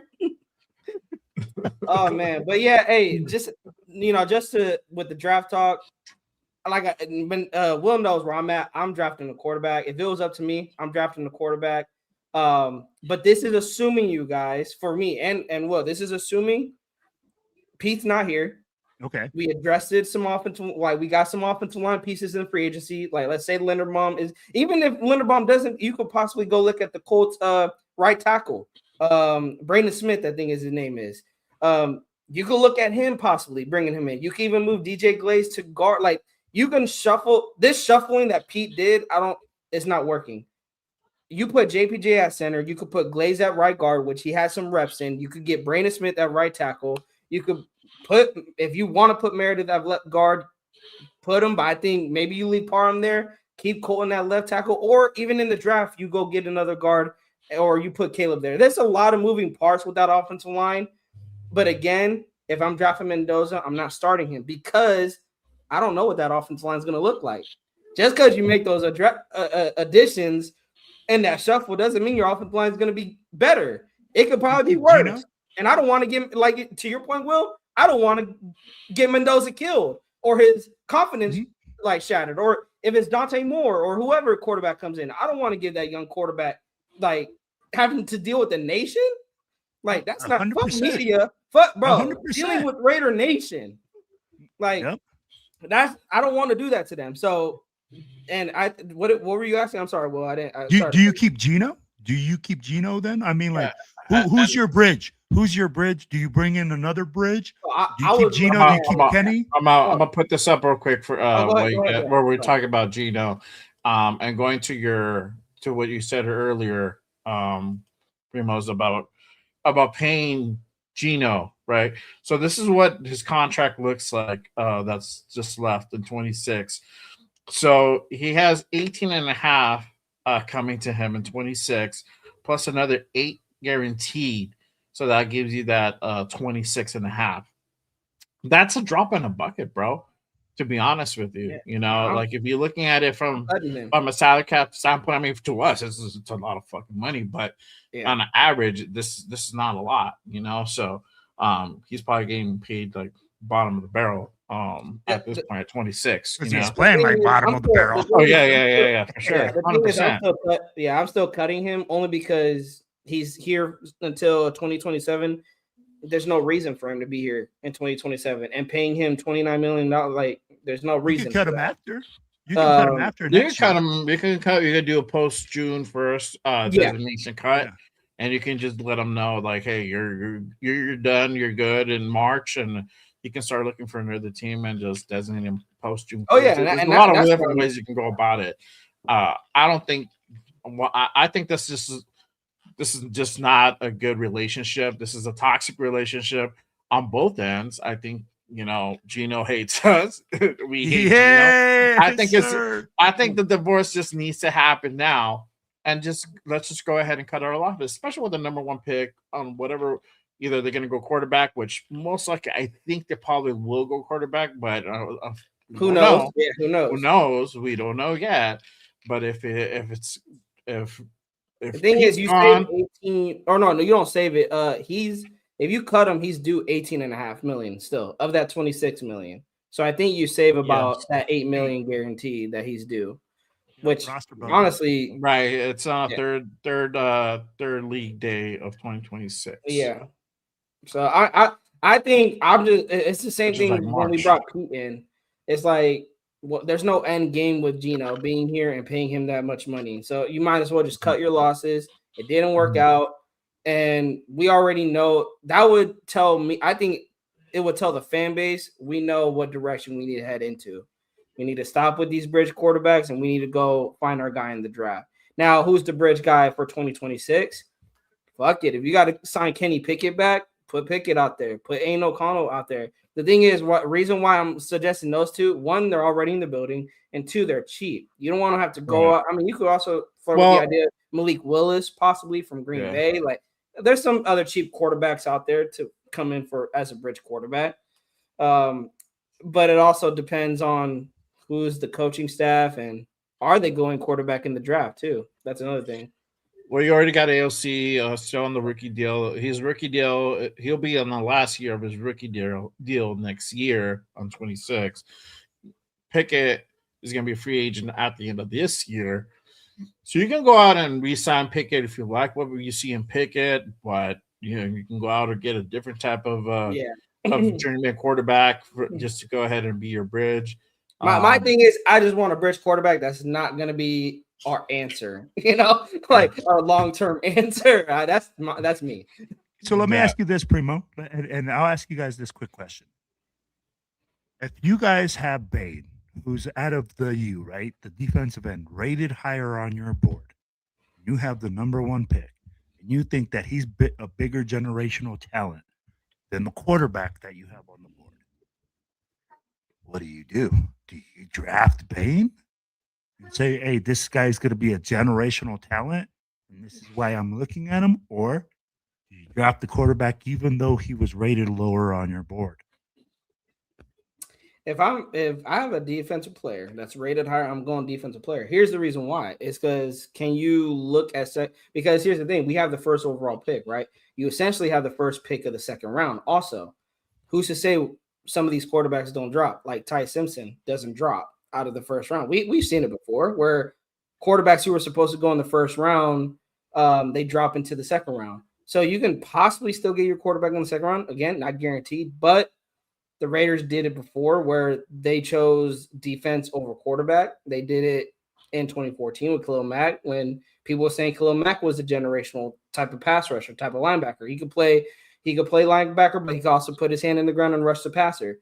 If there's a defensive guy that's a generational defensive guy and you could give Max Crosby help, that's the key thing too when it comes to the defense side of the ball. I don't think we've seen the best out of Max, and it's because he has not had help on the other side. So imagine getting a generational type player on the opposite side of Max, and now you have one generational defender, and you're probably going to get the best you ever seen out of Max Crosby. Better than we have, even though we've seen great things out of Max. I think you could see better out of him. So I would lean towards getting a defensive player, especially if they're a generational type and the number 1 on my board. So you stay true to your board. I would stay true to my board, especially if it's a defensive type player, because like we've said, we need holes at every single level.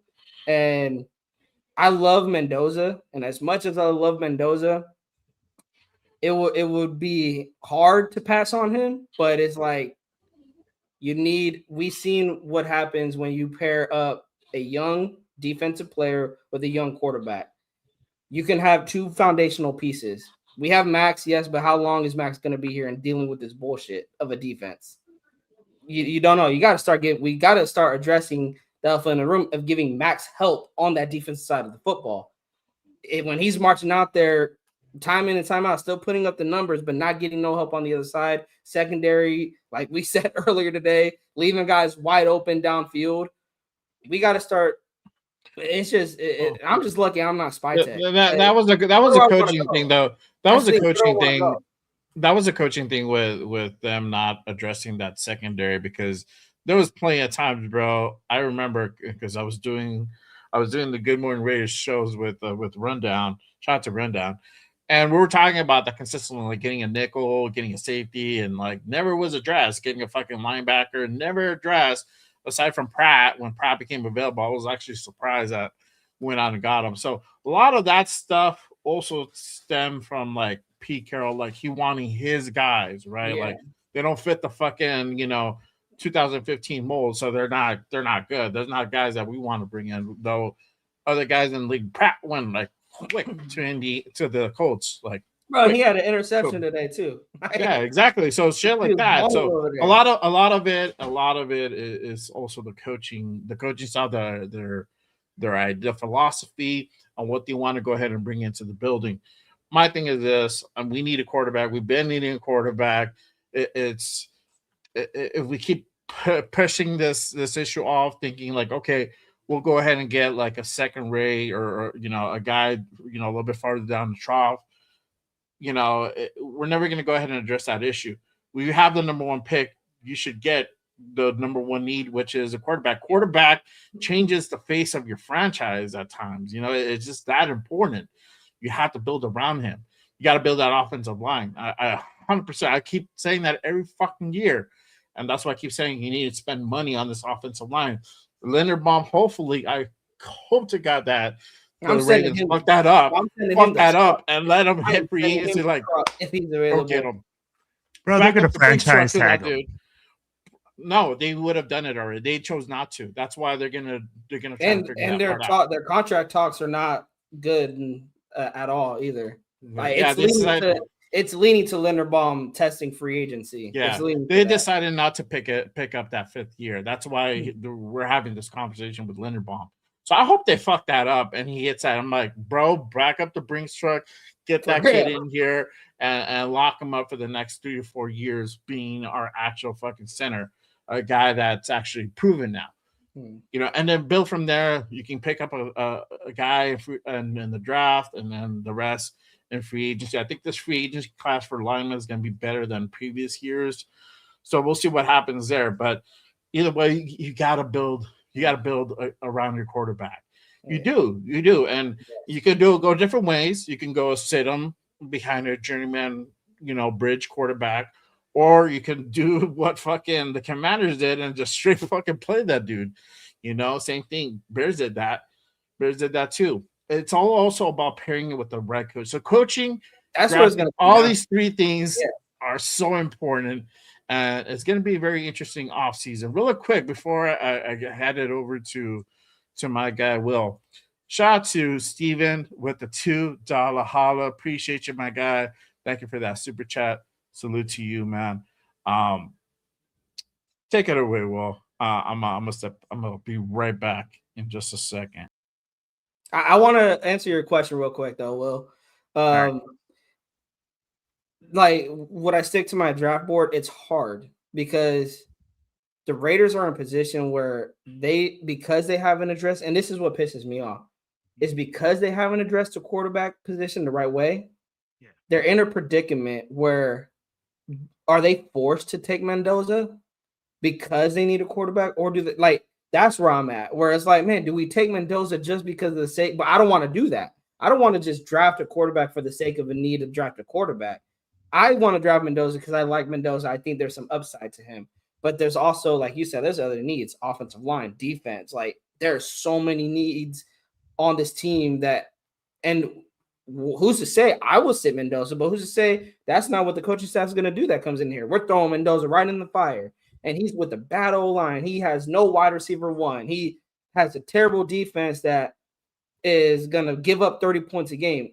I don't want to think like that, but it's like, trial by fire then? I mean, I don't know. I feel like the Raiders position where they can't miss out on a quarterback because at the same time, you're not guaranteed in 2027 NFL draft to go. Let's say you like one of those top quarterbacks coming on in 2027. Well, who's to say you're going to be in a position like you are now? And of course, guys, this is all speculation with the number 1 pick. Still not official. Anything could happen after next week. Raiders could fuck it up and beat the Chiefs, but having said that, we have the number 1 pick now. If we hold it, my thing is the Raiders will not be in a position to go get a quarterback like a Mendoza or a top quarterback if of their choosing in a future draft. And if they do, hey, more power to them. But you don't want to think like that, hey, we're going to be picking in the top 3 again in 2026. You want an improvement year. You don't want another 2-15 season, another 4-13 season. You want to see improvement. And I think it starts by going to get your quarterback. Can you address the trenches? You can. Will it be the way we want it? Probably not, but I expect improvement. If Linderbaum is out there, Spytech, if you let Linderbaum go to any other team, I'm losing confidence in Spytech because I don't know how you lose the top-rated center and you don't go offer him a bag. And you pair him up with JPJ. And then the thing is, here's the thing, signing Linderbaum fixes sort of your problems on the offensive line. Reason being is because you already have a strong side of the line now. Because now you can put JPJ at left guard, Linderbaum at center, Colton Miller at left tackle. Your left side is the strong suit. Have Genty just run to the left side. Because I always say that. We talk about Mendoza or Dante Moore or Ty Simpson needing a line. Ashton Genty needs a fucking line. That's the biggest thing that we've seen this season. Ashton Genty needs a fucking line. You build a line not just for your young quarterback. Imagine what Ashton Genty can do with an offensive line. Not even a great offensive line. Just a line that can get him to the second level. I think they can do it. But the Raider PTSD in me is saying expect the worst. Expect the Raiders to sign Pete Carroll back. We're not going to go get Linderbaum. And to that point, that's my thing. If Pete is back, you guys, Mendoza's off my board. So there's so many things that you said right there, man. And there's so many pieces. No. And I mean, like, there's so many things and so many pieces that have to happen in order for your vision to come and actually really come to fruition, right? Yeah. Like, we're talking about drafting a young man at the quarterback position or drafting Bain. Bain, in my opinion, if you bring him from the U, he's going to be a more immediate impact player, right? He's going to give you that impact because his position is more like, hey, you can be an athletic freak and make it happen. Mm-hmm. Now, is he a totally different situation than Tyree Wilson? Absolutely, because he's not coming off injury, and this guy is an absolute gift, right? Now, if you have Mendoza and you draft Mendoza, you're basically saying we're looking in the offseason to draft a young, innovative coach that looks at Mendoza or whoever it is, that quarterback. I'm not just going to say Mendoza because, of course, but that's who everybody's enamored with, right? Yeah. Because he's the Heisman Trophy winner. He's 6'5". The kid throws a lot of pretty balls, right? Or number one quarterback prospect, I'll say that. So you bring him in, right? You have to have so many other pieces that you have to have addressed. Spytech cannot address the offensive line. Cannot get him a number one weapon. Yeah, he can't. Can't get him a head or an offensive guy that's going to use him to the best of his abilities and really know how to use him. Because right now, what I'm looking at is a coaching staff that they grabbed a bunch of young men that they drafted them. They haven't been able to develop them. They're stuck to their ways. If they want to develop they want to have old players because they are supposedly going to make them win now. But with that happening, I'm going to tell you like this. You have to, whoever you bring in, okay, can't come in and guarantee wins. The worst thing that Pete Carroll said is we're going to win and we're going to win a lot. And everybody ate that shit. Mm-hmm. Everybody was like, oh, we're going to start winning because Pete 100%. Carroll has been winning, right? You got to come in and you got to keep it a buck. You got to come in and you got to say, hey, we are here. We are rebuilding this team. We are going to get better every single week. And you have to have a vision. And there has to be a straight cohesion vision of saying, hey, this is who we need to get. This is the way we're going to address it. And this is the way we're going to do things. At the end of the day, you can't have 15 leaders. They can't be Tom Brady, Mark Davis over here, and fucking Spytech over here. No. All those dudes have to sit in the same room and either, like I said, Tom Brady's either 100% in this or zero. I don't want your 10% of your opinion on a fucking player unless you're sitting there telling me, like, I'm going to back him up with my 10% shares of this company. Like, that's how much I believe in him. And I'm putting myself 100% right behind this kid. Because at the end of the day, that's where we're lacking. We're lacking leadership. We're lacking vision. We are lacking all that from the top. It's not from the players. The players want it. You can see the frustration. I get Geno Smith is not having a great season, but tell me that he looks happy to be out there. Tell me that he looks happy to be throwing interception. Nope. No. Yeah, he's fucking frustrated. Everybody has hit the wall. I think we're seeing the last of Geno, bro. I agree with you. And we saw the last of them. But I can't say out there that this kid was going out there and saying, oh, you know what? I'm going to intentionally do this. No, that motherfucker wanted to win just as bad as everybody else. The thing was, it didn't pan out. We got bad coaching. We had bad game plans. And then we got BTA'd every single time. And when you have a bad offensive line, that's what you're going to get when you don't have a number one wide receiver. We talked about it at the beginning of the year. Oh, who's going to be our number one? Kobe Myers. Oh, who are we going to get over here to do this? Oh, well, we're fucking Alex Kappa.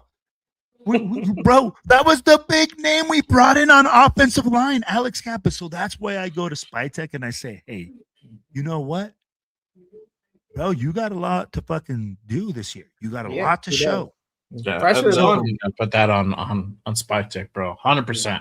You put Kappa on Spytech because we could have gotten Mekhi Becton and we fucking whiffed on that.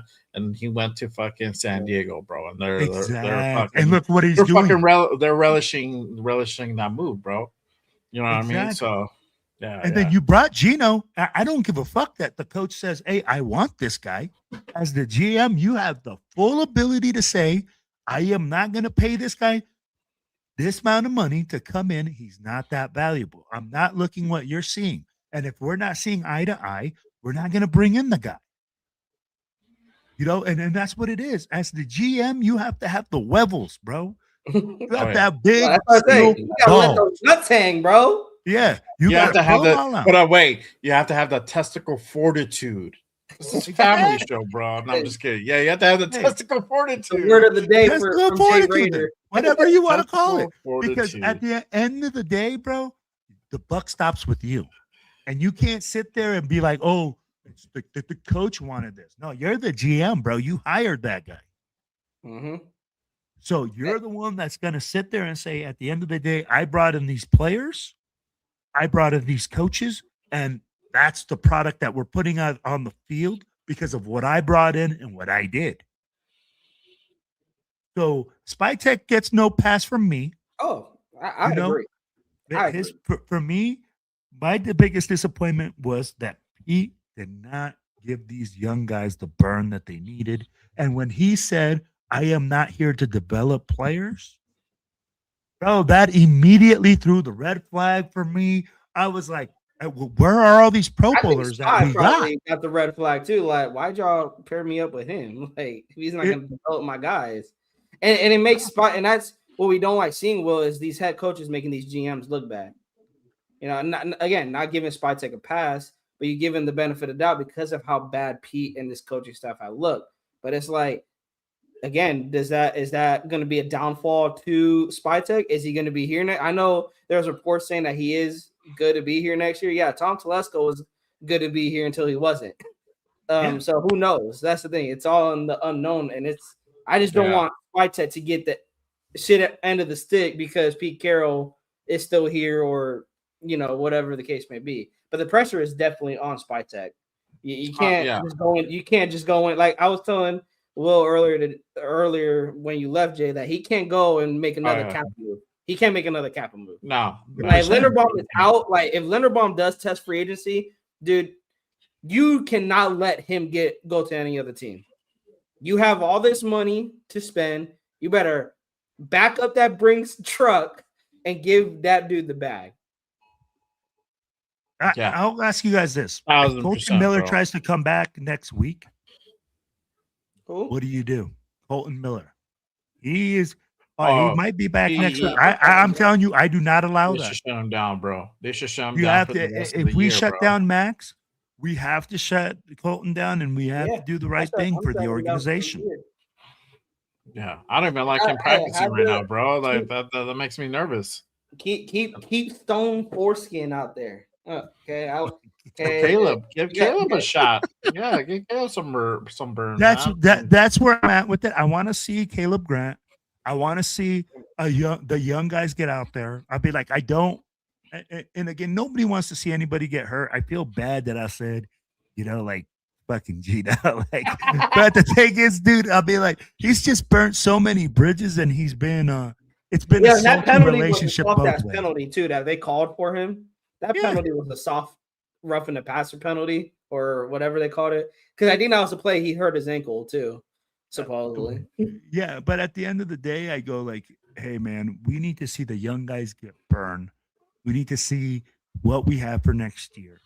And what Pete Carroll is doing is hamstringing us until today. When I saw JJ Pegues making plays downfield, chasing down guys, because he's, he has that want, because he's getting the opportunity to show the tape. So now I think what we need to do is also, as fans and podcasters, is go back and reevaluate the tape and look at these young guys and see what we have. And then we can talk about it in a more educated way and say, hey, I saw this, I saw that, right? So that's where I think everything works out, because we can say, hey, we can see what the young guys did. We can see what we can do in the future, and we can see what holes we need to fill and what guys can actually move into different roles. That's the only positive thing I saw out of this game, was young guys giving effort. And even though they fucked up at 100 miles an hour, and that's all you can ask from the young guys. Yeah, exactly. They crave this opportunity. I've always told people this, whether they're third string, second string, fourth string, they made it to the NFL, and not a lot of people can say that. Not a lot of people say they played in an NFL game. So, that's why I give these young guys, all the shout outs and the praise, and just even though when they make mistakes, like you said, they're making mistakes at 100 miles per hour. Like, they're still giving their all out there. They're not quitting. And it's because who can say they played in the NFL? These are young guys fighting for their lives, essentially. It's still a resume at the end of the day, and they have to go ahead and try to fight a team for next season, whether they're here or not. It's just exactly you putting out your resume out on the field. And so if you're not giving 100%, it's like good luck trying to find a job. You're probably going to be sitting on the couch majority of the next season. So that's what it is. Real quick though. Devin White, bro, for sure. Real quick, salute to everybody. We have almost 100 in the building. Appreciate you guys. Make sure you guys hit that like and subscribe on this channel, and make sure you guys subscribe and hit the likes to all the channels you see up here. My guy Raider Primos to my left, and then Raider Real Silver and Black Radio Podcast to my right. Appreciate you guys. Salute to everybody who's rocking with us on this post-game show. We got the number 1 pick. There you go. We're talking about it. We're discussing everything that you guys already know. You've been in other shows. Everybody's talking about it. So we're doing the same damn thing. We're talking about that draft talk. We're gonna go ahead and we talked about the future. We talked about what could happen. Obviously there's a lot of positions that need to go ahead and be addressed. I'm going to go ahead and talk about, we talked about free agency a little bit, but let me go ahead and pull this up, and I'm going to go into the final game and go ahead and start wrapping up in a little while. So make sure you guys go ahead and get your comments or questions in. To my guys, to the panel here, let us know your thoughts. Let us know if you have any questions. Put it in the chat. Let your voices be heard. All right. So we're talking about the offensive line.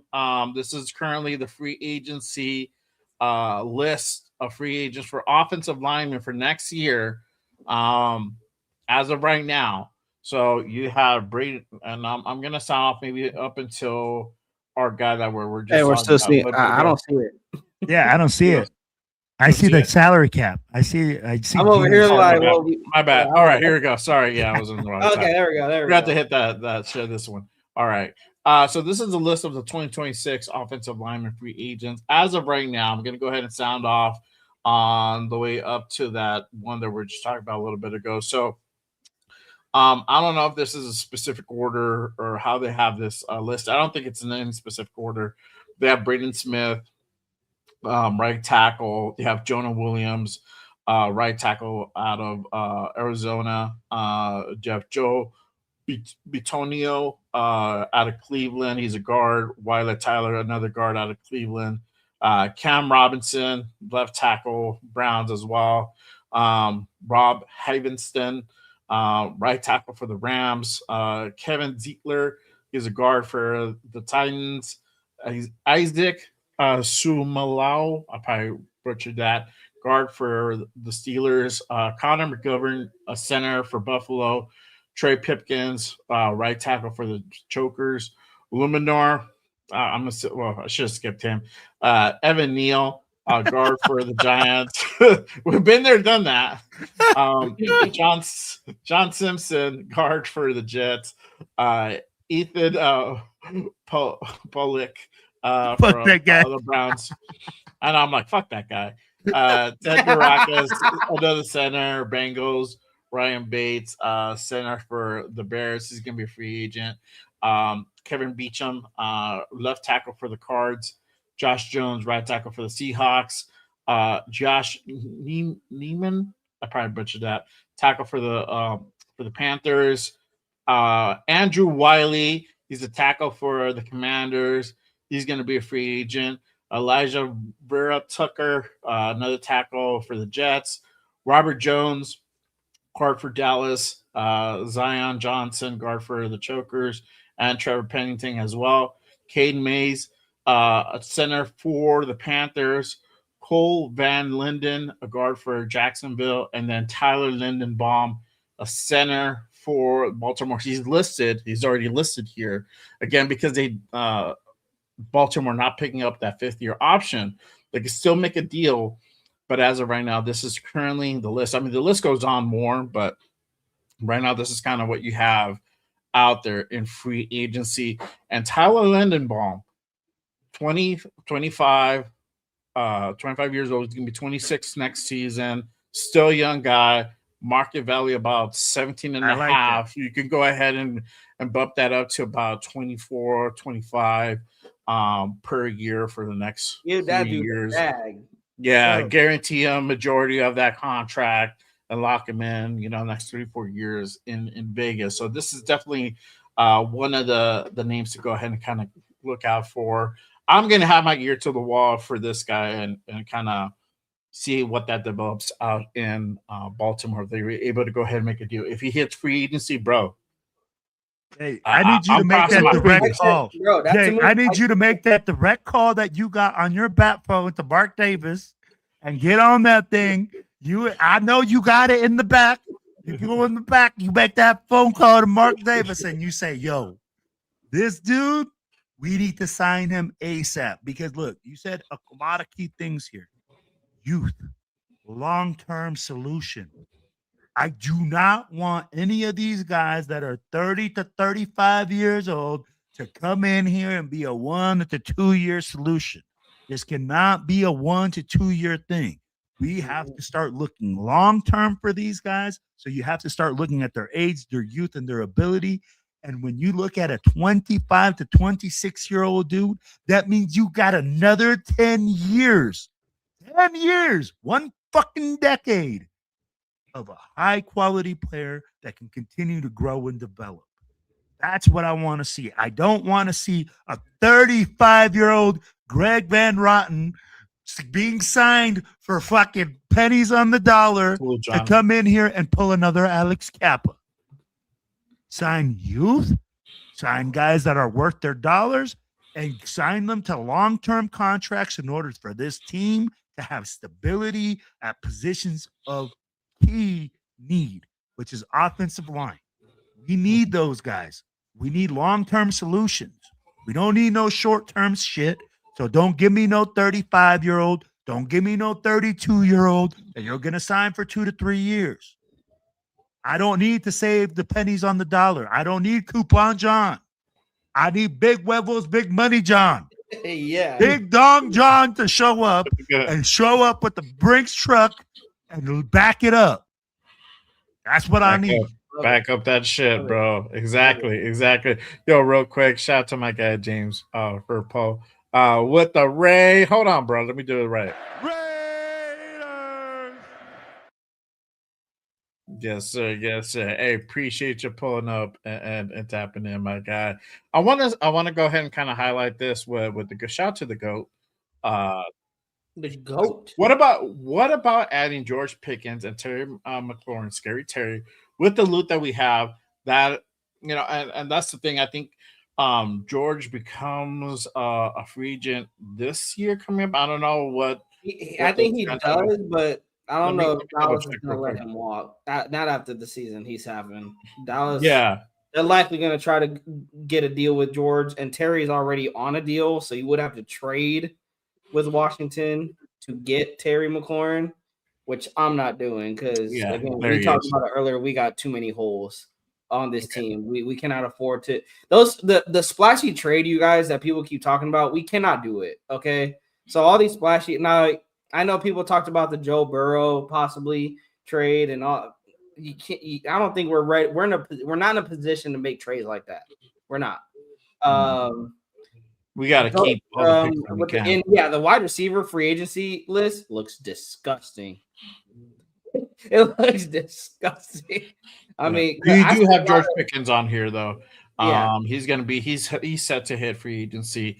He is on Look at his market value, $30 million. Damn, 30 million. Yeah, he's a little bit on the higher end. But you know what you're getting with George Pickens. Yeah. I mean, literally that dude dices up. In that game versus Dallas. So I would love to have George Pickens. I would love to have Deebo Samuels, but who's gonna get him the freaking football? Who's gonna make the play call? That's why you get a quarterback in the No, wait, hold on. And who's gonna be the coach? Who's the coach that's gonna be calling these plays? That's gonna be able to handle these personalities. That's gonna be able to handle these personalities. Because guess what? That young quarterback is not going to come in there and tell Deebo Samuels to shut the fuck up. Or George Pickens. George Pickens is going to look at him and be like, get me the motherfucking football on every play. Why are you not throwing it to me?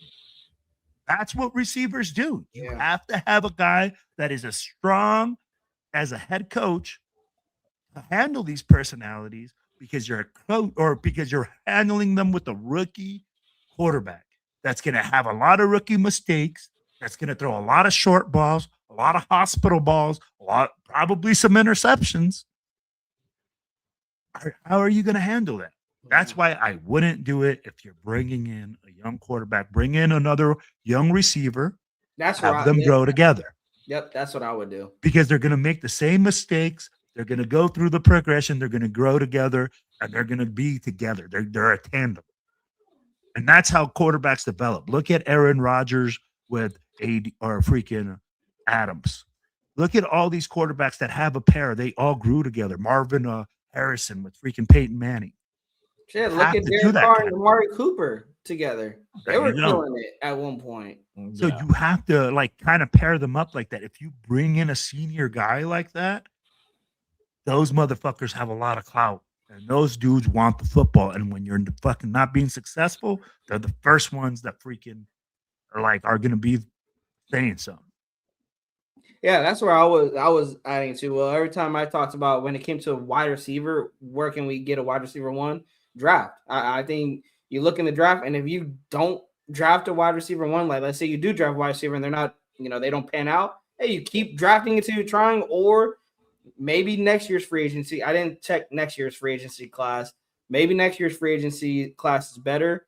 And you still got Dante Thornton in the building. I mean, I know he has all the measurables, but again, we talk about development. And that's why the most important decision, you guys, is not what we do at first with the first overall pick or whatever pick we have. It's not what we do in free agency. The most important decision we have that we should be watching as a fan base is, does Pete stay or go? Like, that's where I'm looking at. Does he stay or go? And if he does go, who are we bringing in to replace him? Like, that's where it starts. It starts with coaching. We could, that was funny. Well, we could talk about NJ. We could talk about free agency wide receivers, offensive linemen, drafting Mendoza. Who's going to coach this team? Yep. All that doesn't matter if you bring in a coach that go doesn't know how to step one. develop these players. You got to do it by steps, and like we did it last year. You got to first get through the last game of the season. Yep. Then you got to wait for that Black Monday and then that whole week to find out what's going to happen with this coaching staff. Is everybody going to get clipped, or is everything going to stay the same? You know, we know for one thing, not everything's going to stay the same. We're going to bring in offensive coordinator, no matter what. That's a given. But are we also going to be in the hunt for a head coach? Are we also going to be in the hunt for a defensive coordinator? That's probably going to happen as well. I don't see Patrick Graham sticking around for another year. I think he's going to be gone no matter what. The thing is, if Pete is here, you can kiss Mike LaFleur not coming here because he's not going to take a job to be a coordinator unless you're looking at, well, he's calling his own plays. Like you said, Jay, earlier, Sean McVay is the one on the plays. Yeah, exactly. But again, and you can sweeten the pot by letting him know, hey, you know, like once Pete's gone, this is yours. But and then do that with Chip, right? And then Chip got the how that worked out. Yeah, exactly. Yeah, so. I think the thing is, again, if I'm the Raiders, I'm not bringing Pete back. Again, I'm not the Raiders. That's the thing. But if I was, I wouldn't bring Pete back. I think you got to bring in a whole new coaching staff. But whoever you bring in, you gotta. This is why I put it a little blame in my last video. I put a little blame to Mark Davis because people's like, well, he's spending money. He's hiring all these coaches. Well, where's my return on investment? I keep firing these coaches, and I'm still having to pay them when they're not even coaching the team. So at some point, I want to see some frustration. And people say Mark Davis is frustrated. That's the thing with Mark. That's his own fucking fault. Yeah. Like he went out and got Gruden on a 10-year, $10 million per year deal. Yep. You know, so it's like, who the fuck told you to do that, bro? And then you went out and clipped your guy once some like fucking bad PR shit came out. Like, yeah, you could have been like, oh well, I must, like the PR shit is not as important as us winning. We're gonna get through this. We're gonna figure this part out and blah. But he decided, all right, cool, I'm gonna go with the narrative, clip this guy, and I'm gonna end up paying, however long. I mean, I think they settled on something, and he's taken care of. But as of right now, I don't. That's all Mark's mistakes. That's where it comes to me when it comes to if Pete's gone, Mark, let Spytek bring in the head coach. Let Spytek bring in a guy that he can work with. We talk about they need to align, that they need to work together. Let Spytek be like, I'm gonna go get this head coach because I can work well with him. And then, like Will said earlier, let the coach bring in his coordinators. And then, but there has to be an agreement. This is my main thing. There has to be an agreement between the GM and the head coach that the GM is going to be the one that's controlling the roster. The coach is the one that's going to be controlling the results on the field. I will control on developing these players. And if I can't develop these players, I am the one that's failing as a coach, not the GM. But yeah, I mean, there's like we talked about it. Well, there's so many moving parts. You just hit it on the head. You just hit something on the head, though. You said, "Hey, we need to get a head coach and the GM in the same vision, right?" And you said, "Hey, the players that the GM brings in, the head coach has to say, I am going to develop these guys and make those players pan out for you and make it like we're working together." This is where, again, I go back to Pete Carroll saying, I am not here to develop players. And when you say that to me, immediate red flag. We are not here. We're not a fucking championship team. If you're not here to develop players, then this is the result that we get. You obviously didn't develop anything. Yeah. So the results for me this year show me as if I'm the GM, I need to get rid of you. Yeah. I need a coaching staff that's going to develop my guys. And I don't know who Spytek's got in his little black book. I don't really give a who. But you better call everyone. And you better turn every stone. And I better be hearing that the Raiders have interviewed 55 coaches. I don't care. I don't care if you interview a guy from high school that is innovative, that they say has won 7 state championships because he has created something crazy with his offense that people are now stealing from it. I want a guy that's going to come in here and show us, hey, you know what? We're going to play good offense. We're going to play complementary defense. We're going to freaking play all three phases of the game and show some sort of result. Because at the end of the day, what Pete Carroll has done is shit. He has not done a fucking thing. It's like he's like this. You said it earlier. Raider Nation. No, he's like Joe Biden 2.0 for the NFL. He's Joe Biden for the NFL. Yeah. I'm not a political guy, but I know that Joe Biden didn't do shit for 4 years. And I only like, I'm not a political guy, but I know that, hey, he didn't do very much because I didn't see a lot of news coming through that he was passing laws or anything. So I know that Pete Carroll didn't do shit in the freaking Raiders because guess what? We're 2-14. Yeah. 2-14. We're worse than last year. We're not showing any improvement. Yeah. So at the end of the day, the proof is in the pudding. Guys, in my opinion, you will see probably, I'm going to say when is it? January 18th or something like that? That we fired AP last year? I think it was sooner than that. It was literally that last game, and then like 3 days later he was fired. So it was like that. I felt like it was like halfway through the month. He was fired on the 7th. Yeah. Okay. Yeah. Don't so like 2-3 days later, they let him go. Yeah. Bro, don't be surprised if we see the same thing this year. Black Monday, yeah. On Black Monday. Here's my thing though, Will, and I know people don't want to hear we did AP dirty and all that, but here's my thing. AP was he did not deserve to be head coach. I know a lot of us fans, including myself, was thinking, we had a pipe dream that we could ride in the sunset with AP because he fit the Raider mold and was all Rich Bisaccia 2.0. Yeah, it was a Rich Bisaccia. But having said that, if we do bring in a new head coach, there's got to be like a 3-year plan. You can't cut this coach out after the first year or even midway in the second year. If it looks bad in the first year, it has to look bad because it's under the head coach, not because of you're just losing close games. That's what I want to see. I could live with us losing close games against the Chiefs, like 30-27, because we're not there yet. We're not on their level yet. Where again, it's year by year basis where, okay, it's your first year, there's an improvement, but we're getting blown out still, like how it has been this year, where like we said, Raider Nation has been showing up week in and week out, watching this team get belt to ass handed to them every single Sunday. Like that's the thing. We're not even competitive, you guys. That's all I want to see next season. I don't care if we win 6 games or 5 games. Are we competitive in all 17 games? Or is it just belt to ass every single Sunday? Every single Sunday, 30-14. Right. 38-20 or 40. What was the Colts one? 40-6, something like that. Like that's 3 hours I'm not getting back. At least can it be like a Bears and the Bears game where it was a little bit competitive, or this past game against the Texans where it's a little bit more competitive? I can live with losses like that. Knowing because of the position we are in now, you guys, not saying I can live with it all the time. I'm just saying the position we're in now, we can only go up from here, you guys. We're at rock bottom. We're probably way past rock bottom. Are you sure? We're probably, hey, what was it that Billy Bean said? There's 50 feet of shit, and then there's us.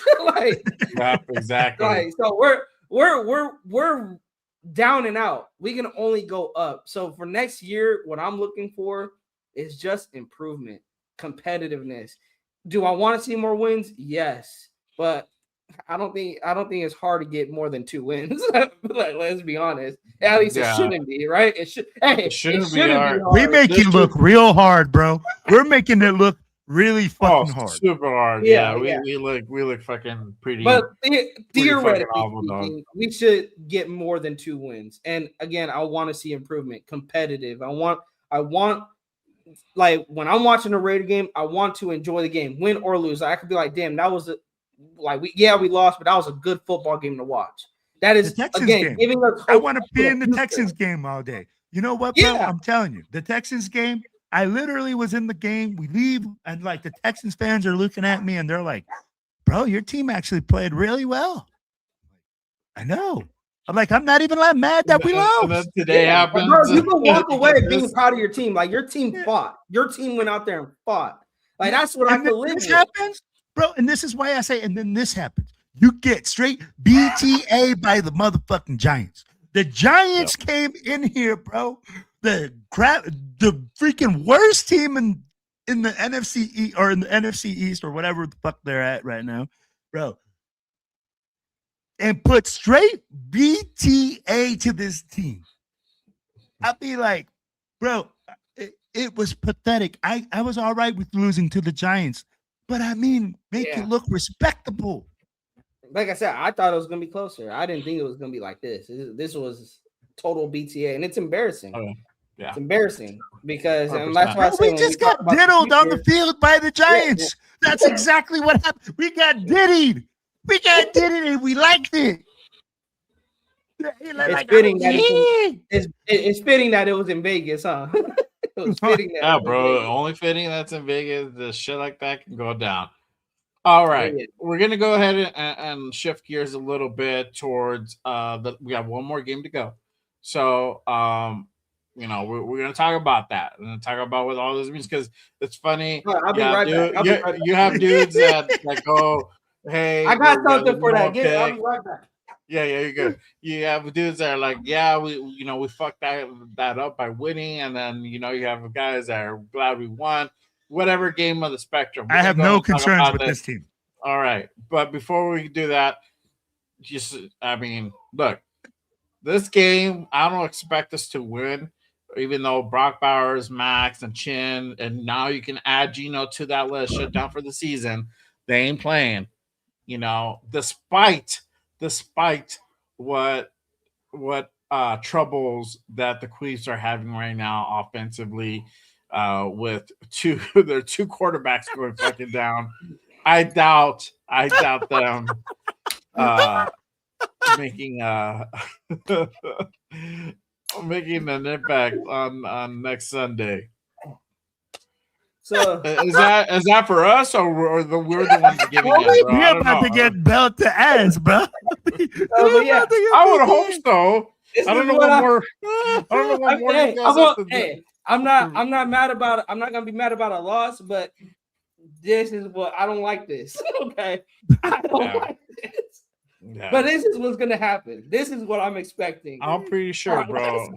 I feel like it's gonna be a closer game, but I said that last time, and here we are now. But literally got blown out again at home. So, but what are you guys' thoughts? No Brock, no Geno, no Max, no Chin. We're gonna get BTA'd.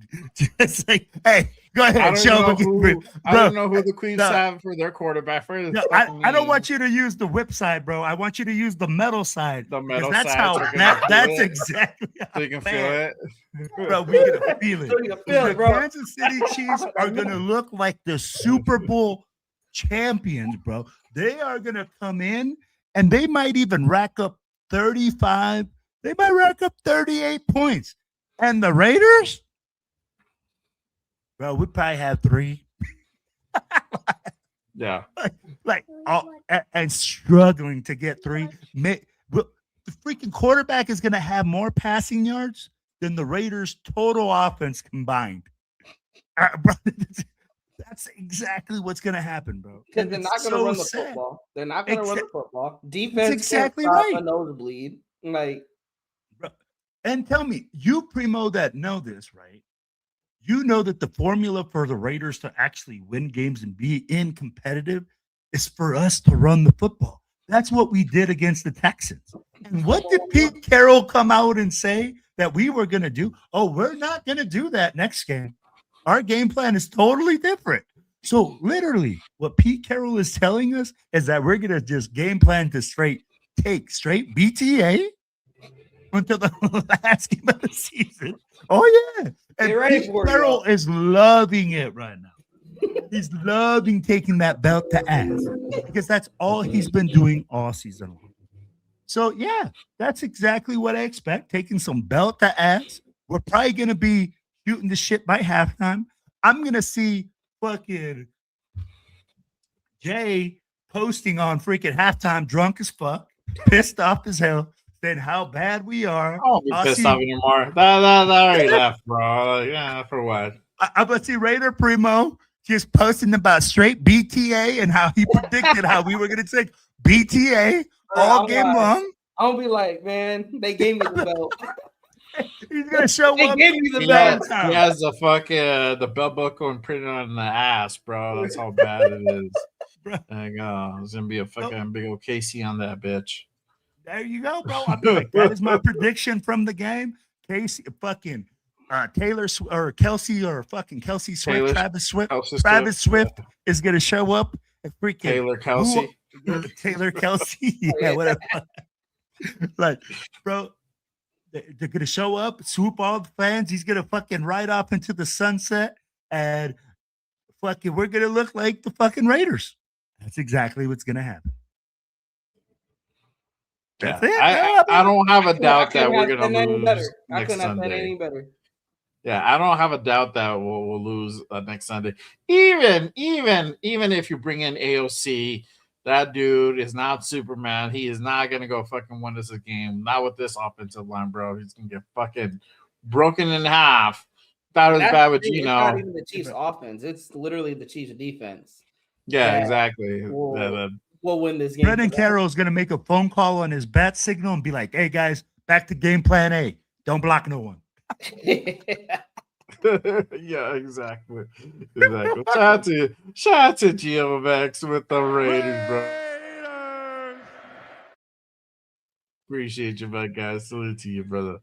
Oh man, I for those people who are worried that we're gonna fuck around and win next Sunday. No, bro, did you see this game? Literally, all the starters, all the second string guys have to have like the flu, the clap. Some fucking type of fucking disease. The flu and the clap. The third, fourth string, get guys off the street, then maybe we'll go ahead and fucking have a shot of winning fucking, on Sunday. But despite that, no, it's not gonna happen. I think it's gonna be a closer game than this. But I still think I'm hoping it's a good game, man. But I hope it's a good game too for my own, for my own dignity. But for our dignity as a whole, as a nation. But it's not gonna be a good thing. It's not gonna be a good turnout. So I know they were talking about it. If you guys watched the game, I know they said that there still could be things depending if we win next week.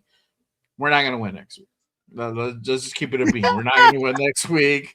Okay, so we essentially got the number one from here on out. But stranger shit has happened, and I know the whole AOC put up 63 on a team that quit. A team that quit. A team that was already fucking broken. The Chiefs are not broken. They are not. This Chiefs team, what the fuck they got? What 5-6 wins already under the belt? It just hasn't panned out. Even on the worst day, I think they'll still fucking beat us with their fucking. Bro, you think Chris Jones is gonna want to lose to us? You think Chris Jones is gonna line up and be like, "Hey guys, let's just be some fucking losers and lose to this fucking 2-14 team, so we can really show what a piece of shit we are." Come on, bro. People He's think not gonna that line up like because that. they're our divisional rival, they're going to try to spoil our draft pick. Here's the thing, guys. They're going into Allegiant undefeated against us. Think about that. They're going into Allegiant undefeated. They're not going to ruin that record. Mm-hmm. They want to hold that over our heads. We're in division. As long as they could. They are going to keep that perfect record since the Raiders have moved to Vegas. There's no way they're going to sit down and lay down to lose and break that record. No, you guys are right. They're our division rival, but they want all the bragging rights they can.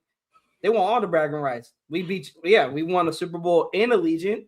We have a perfect record against you guys in Allegiant, probably a better record in Allegiant than you guys. Like, they're not going to lay down just to sabotage the Raiders' first pick. They're not.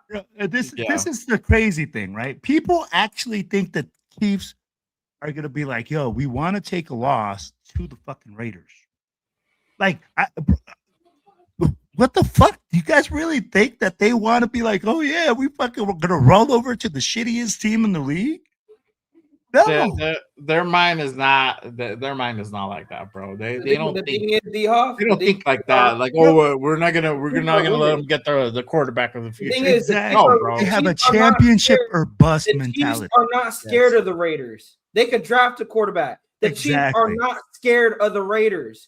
D-Hog, how many times have the Raiders beat the Chiefs since 2013? Since Andy Reid's been there, 3 or 4 times. They're not scared of the Raiders. The Chiefs are like, go draft Mendoza. We'll still kick your ass. Exactly. Go draft Dante Moore. No, we'll still kick your ass. Scared. We're not scared. That team is not scared right now. Bro, what team do we scare right now? Teams circle us and change their season. Bro, we are the it's not going to scare the Chargers. It's not going to scare the Broncos. It's not going to scare the Chiefs. You guys, we are this team is bad. You guys, this team is bad. We can't even 100%. Scare a Pee Wee team right now. That's how bad we are. Bro, you can line up a college team. I'm telling you what, bro. The NFL or the Raiders should be glad that the NFL doesn't have a relegation league like soccer, because we would be like the 8th division team. Right now, we would be in so far down the depth chart, bro. We'd only have local fan support going to the games. Like, literally. People need to realize, man, that we are a bad team, that we're not one player away from becoming competitive and becoming, oh, yeah, we're so big and bad. No, we are several pieces away, a coach away. We're not even one coach away. Yeah. There's so much. It's a lot of pieces, a lot of things that have to happen. If it's about getting a quarterback, the Chiefs wouldn't even do that because they know the Raiders have so many things other than quarterback to address.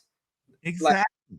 That's the thing. And the thing is, another 5 years is being like what the AFC East, what the Bills were going through before Brady left, is being competitive in a division but never winning it.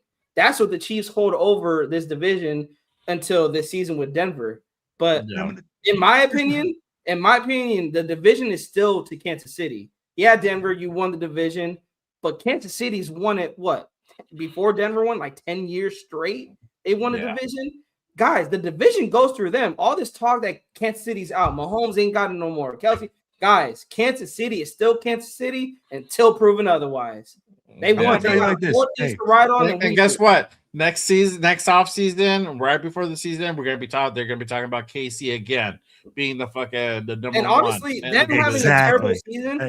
them having a terrible season will scare me. Why? Because they're a great team that can get better. Fucking Primo, you just hit it right now. I'm gonna tell you right now, bro. That can get better. And guess what? Andy Reid has hit in every draft. Gets his guy. You think they're not gonna draft offensive linemen to address the offensive line issue? Dude, he's gonna come in there, get the guys they need to move. They're gonna move to the right. They picked fucking Patrick Mahomes with the 10th pick. Everybody thought this dude was trash, and this motherfucker makes him look like gold. Let's not get it confused. The Chiefs ain't scared. Right now, we should be fucking scared because they're going to get a higher draft pick. They're going to get better positioning, and they're going to get deeper for next year. Our conference is going to be that's why the Raiders need to start getting it together because this conference is getting stronger. We need to eat our Wheaties. We're getting left behind quickly, as you can see. It's that fast. You even got Baltimore. Baltimore might get be up in the top 20s, top 50s. They're gonna get stronger. And here's the thing, hey, bro. Every time you guys go to your mama's house, what's the first thing she does? Is feed your ass, right? Give you a little something to feed. If you don't eat, she's telling you look skinny. That you ain't been eating. That hey, what's been going on? If you eat too much, you fucking fat, right? But guess what, bro? The Raiders are starving. Bro, we're the dude. Bro, we don't have anything to look forward to. We don't have any pieces that we can say that we can build around right now, except, again, a couple of players that are rookies and young, or Max Crosby that's on his backside, right? Or right at his prime, starting to turn. Dude, we don't have anything to build upon. We don't have any young players that we're looking for in the future. We don't have any current players that we're like, oh, man, we're going to put our game plan on that guy's back. Geno Smith isn't the guy. So at the end of the day, bro, this franchise is starving. We need something. We need something to look forward to. We need hope. We need a change. Yeah. So with KC, man, they have all that. They brought all that with Andy Reid, and he's brought consistency to them. So that's why I keep saying, hey, I expect Bell to ask everything like this. But man, we need consistency. We need a head coach to come in here and just be like, hey, like Primo said, give them 3 to 5 years. In 1 year, the first year is going to be a deconstruction. You're going to fucking have a bad season. Second year, you should see some improvement. Third year, if you're in the fucking playoffs, give the guy an extension. Yep. And say, hey, we're on the right track. But at the end of the day, man, it's 20 years. 20 fucking years. 20 since the last time I seen my team in the Super Bowl. Going on 25, I think. Was it 24? 24, 25? Yeah. Since I seen this team in the Super Bowl. Yeah, close. Competing at a very high level. 22, 23 years. Let me see. Yeah. So I need to see that. I need to see some form of stability. I need to see some form of fucking from the front office of vision in order for us to see some positivity coming out of this. Because I'm telling you right now, man, there's no positivity in Raider Nation. I feel none. I go to the games. I see other people, and we are just starving, bro. There's nothing for us to hang our hat on. So, fuck, bro. This is a tough season, guys. The only reason that I think I'm able to stick through this is because I'm able to talk it out with the therapy sessions that we have. And exactly. Be like, bro, because if not, I'd be turning off the fucking games. Some people are turning off the games now, bro. I would turn off the games before. Before I started doing all this, I would turn it off, bro. Fuck this. If I didn't have to talk about it, like I wouldn't even be watching the games. I have a buddy, man, that's been watching the fucking Raiders, and we're in our 40s, so he's like, I think he's been watching it since 40 something years. Bro, the first time in 40 something years that he said he hasn't watched 3 games completely, and he's okay with it. That's where we're at. That's where we are as a team. Bro, I was talking to a fan, and he even told me that like his own boys tell him that I don't even think I could be a Raider fan. I have my brother who's like, he's 10 years younger than me. He's like 17, 16 years old. I don't know if I could be a Raider fan. You have this next generation of so-called Raider fans that we're supposed to raise up. They're not going to want to be Raider fans because they look at this and like, why would I want to support that? Like, why would I want to support a team that is getting blown out every single time? I want to go be a fan of the Buffalo Bills who's competitive. I want to be a fan of the 49ers who's competitive or yada, yada, yada. They're not going to want the nation is going to crumble. And it's not because we're not here. It's not going to be because we're not here. It's just like you said, Will, we're starving. We're starving. And I've even know some Raider fans that will watch other teams just to have some enjoyment of football because they love football. Like they love you ain't lying. You ain't lying. Like, I've been mixed about that. I've been like, I'll watch some games and I will watch them and I will watch other games, and I'm just like, this is kind of how my mood, however my mood is for the week. For like, I watch Red Zone. I'll put Red Zone on and I'll leave Red Zone on, and I'll watch the games like that. Dude, I watch and I love watching football because like, bro, and it's so much fun to just like be able to cheer, be able to be like, and I fucking hate it because sometimes I'm like, I fucking hate that team, but I'm going to watch this game in order for me to have some enjoyment watching football. Because when I watch the Raider game right now, bro, it's like I'm a little kid at church. Football, bro. It's like I'm a little kid at church. I just quietly sit in the corner waiting for my mom to come give me some BTA. It's coming. Some chingazos, bro. Bro, chanclazo. She's like, wake up. She's like, oh, the preacher's preaching or whatever. And you're sitting there. The 50,000 Hail Mary that you got to say because you don't even know what you're talking about anymore. They're just like, Hail Mary to the app. Yo, real quick. Salute to everybody. Appreciate everyone who's rocking with us on this post game show. 100 in the building. Make sure you guys hit that like and subscribe button on this channel, on all the other channels as well. Hit that subscribe. Raider Primos to my left, and then you got Silver and Black Radio Podcast to my right. My guy Raider Will. So make sure you guys hit those subscribes, hit those likes for our guys here, for everybody on this panel. We're going to go ahead and take a couple more questions in before we head on out. Let me go ahead and pull this up. And I wanted to go ahead and talk about this from D-Hop. He says it's not impossible for a quick turnaround, though. Look at Denver. Look at Bo in Denver, Dre in New England. A QB makes a huge difference. We have over $100 million space. This team is going to be scary next year if we get a QB. The thing is, hold on. The thing, I'm gonna go ahead, Jay. Go ahead. The thing with those two teams that you just made the examples of, they had the infrastructure in place. Before they got the coaches, before they got the QBs. I think Bo sat for like half a year. Drake sat for a whole year. And then once these guys got plugged in, I mean, they had to get Vrabel in, and then they started winning. They looked horrible the year prior. There's a lot of pieces to go in. Could it happen? He didn't play right away. To your point, Jay, he didn't play right away. He didn't play right away. No. But could it happen? Yes, you're right. Could happen. But there's always an element that's behind that causes that. Like, for example, Jacksonville, right? Jacksonville is another prime example. They had T-Law until what's his name came in.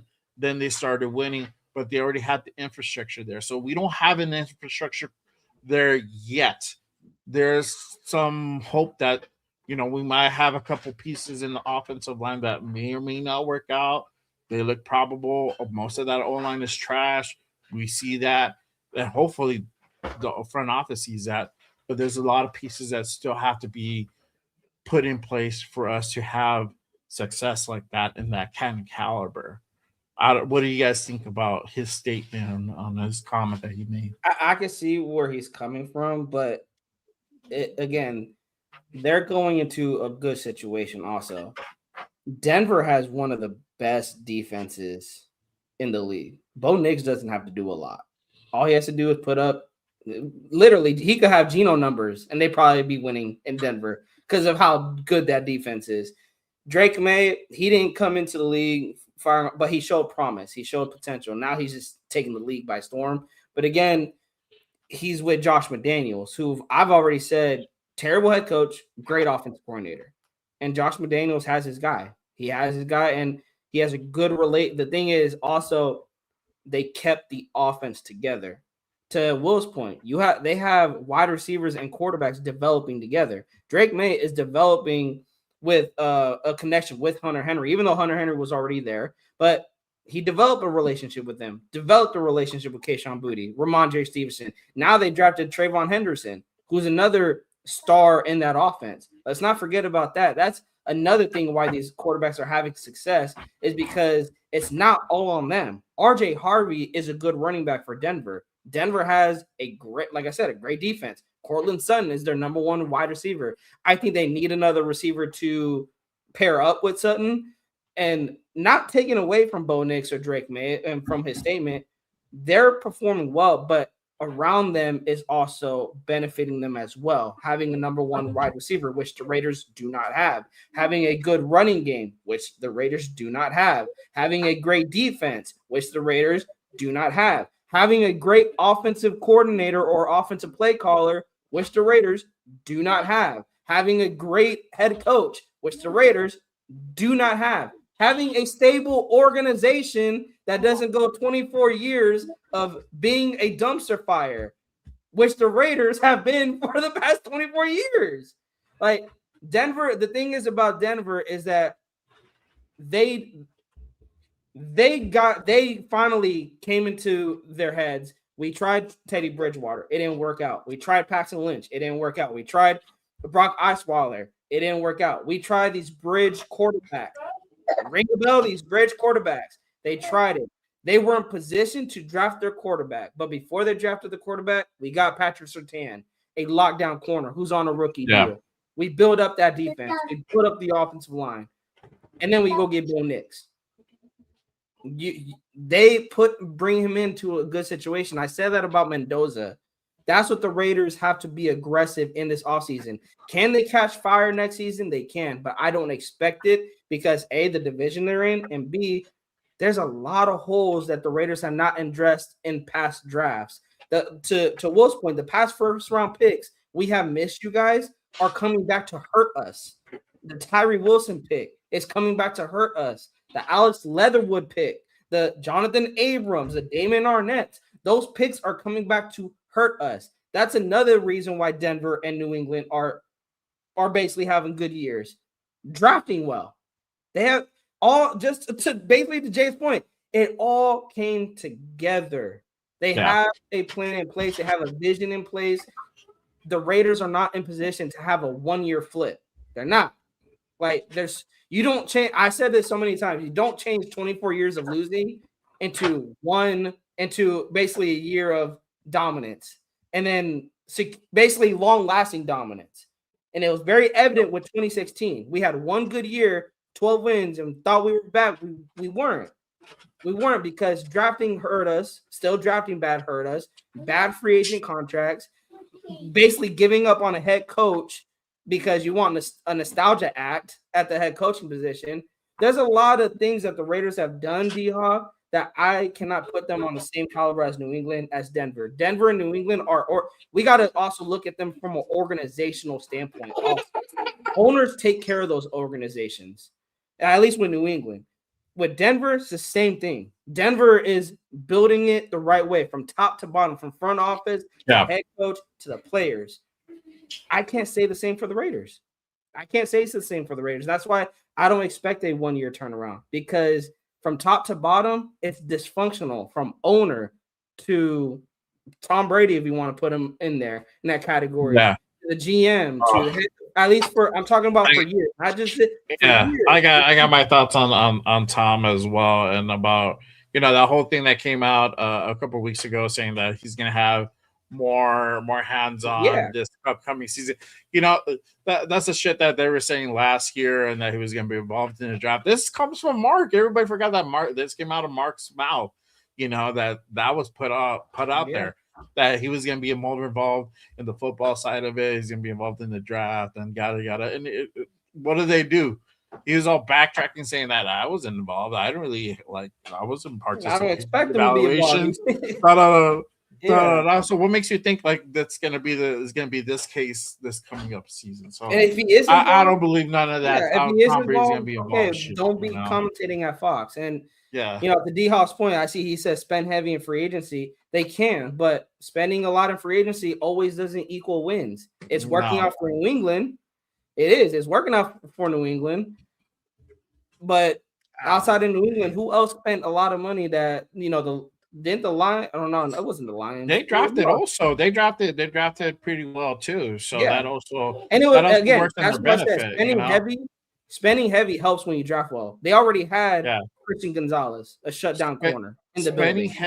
Spending heavy when you need a few pieces that are just going to go ahead. The home run pieces. That's what you do.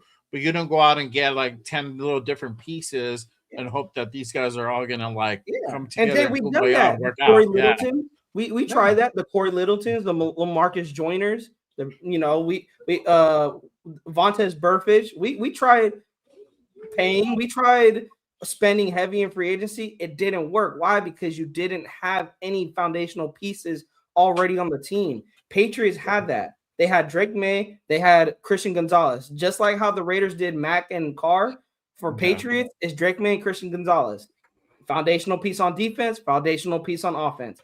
Alongside, now they just drafted a running back in Travion Henderson to pair up with Drake May for the next 4 years. I like the coach's comment. Sean Payton built a line to protect Bo Nix. He did, bro, because Bo Nix was always his guy. He just didn't showcase him right away, and now you're seeing the fruits of that labor. And to Primo's point, that organization is doing shit the right way from top to bottom, and that's the difference. That's what you're seeing, like a really good team like in the fucking Broncos, which I hate fucking seeing, and us. There's a big difference, and at first a lot of people weren't. I know because I heard a little shit here and there that people in Denver were not feeling what was going on when Peyton came in first. It wasn't working out good. They didn't look good at first. They did. And I think no, and it's gonna happen to us, and we just need to fucking have peace. If most people get their wish and Pete's gone, we need to exercise motherfucking patience. No, this is gonna be like a 3 or 4 year thing where we're not gonna see the return on investment to like year 3. Realistically. Real quick, shout out to my guy G Fam with the $10 fucking smacker fucking goddamn Rooney. Damn, bro. Thank you. Would you trade the first overall for the Jets for pick swap number 18 overall along with 2027 first and plan for a 2027 QB draft, or maybe even get Burrow if he wants out, or Mendoza, or bust? Raiders. Shout out to my guy G Fam with the $10 super. Appreciate you, my guy. What do you guys think? I'm like, that's a very complicated question. That's a very complicated question. Talk about your questions, bro. This is a very complicated Will, you were talking about trading back, bro. Here you go. So here we go. All right. So if I had the first overall pick, we're going to trade first picks, plus you're going to give me 18 along with 2 2027 first rounders. Yeah. Yes. I will trade back if Pete Carroll is here. And if my head coach says, hey, you know what, guys, we can definitely use those pieces to build around. It gives me more firepower.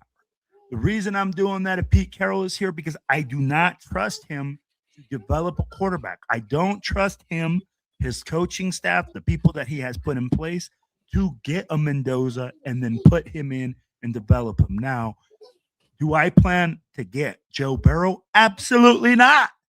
The reason that I would not trade for Joe Burrow is because we're going to trade so much firepower in order to get him that then we need more blue chip pieces than just the quarterback. Joe Burrow can mask a lot of things, but it's only a temporary fix. And to say that it's Mendoza or bust, absolutely not. Yeah, because again, this is where the coach comes in. Coaches develop players that can develop within their system, and you're going to develop the best players with the highest potential on your board at the time. If the coach says Mendoza is not my guy, then you do it. But that's the thing. A 70-year-5 coach, a 75-year-old coach, and a 20-something-year-old quarterback is a bad match. It is. We need to move ahead and say, hey, you know what? Pete Carroll is not the solution. We need a young, creative offensive coordinator or a guy on the offensive side of the ball that doesn't make the play calls. I don't want the guy making the play calls because when you're a first-year head coach, there's a lot going on, and that's what happened with AP. AP was learning how to coach. He got trial by fire. So we need to be patient with the rookie head coach in order for them to develop with these quarterbacks. And then again, hey, put pieces around them. If we can get more blue chip pieces and he says, hey, that's what we need to do, then that's what we need to do. At the end of the day, guys, we have so many problems and there's so many solutions. There's so many ways to try to handle this. But at the end of the day, we need to stand behind a young head coach, behind somebody that is going to come in and change the culture of the team. Look at Liam Combs. I'll be the first one to make that fucking made fun of him that said, Duval. And that motherfucker is winning. Yeah. Bro, they're going to put it on like a t-shirt. Duval. Yeah, exactly. So we need somebody that's going to do that, that's going to come in and change the team, give them the strength that they need. And at the end of the day, it's not Pete Carroll. Yeah. And that's it. Go ahead. Well, I didn't know. Go ahead, brother. Go ahead. Go ahead. Go ahead. I think to Will's point, you're only trading back. You're only accepting this trade if Pete's here. If somebody else comes in, I think you need to go quarterback. I think having the first overall is going to be very, very appetizing to a lot of first-year head coaches because they can go locate the quarterback. If they do like Mendoza, he's right there for the picking. I would not take the trade. I would take a quarterback because I think you can build around Mendoza this year better than what Gino has had. I'm not going to say it's way better to where we're taking off like how Ben Johnson has the Bears or how Mike Vrabel has the Patriots. No, not like that. And then with the Burrow situation, I'm not trading for Joe Burrow, not because I don't want Joe Burrow, you guys. I would love to have Joe Burrow here. It's just the Raiders. We talked about this before. The Raiders are not in position to make a trade like that. You have so many holes on the offensive line, on the defensive line. You trade for Burrow and take on that contract. Are you going to sign Tyler Linderbaum? How are you going to sign him? Oh, it's $55 million a year. That's what Joe Burrow's contract is looking like. The 55 million a year. How old is Joe Burrow? This is the biggest thing is that we don't have the line to support a guy like Joe Burrow, and he's just going to go through the same thing that he went in Cincinnati. The pasture wouldn't be greener here. He wouldn't have anything that's set up for him to have I want success. $55 million to my the situation wouldn't be better. Yeah. I'm gonna say like this. Okay. If he lost his passion in Cincinnati, you tell me he ain't gonna lose his passion with the Raiders, who's worse. I'd be like, bro, he would have been retired already. He would have been retired already. He would have been like, I don't want no more of this. As soon as he hears the trade to the Raiders, he's like, yeah, I'm retiring. The thing is, you guys, or he'll be like $55 million.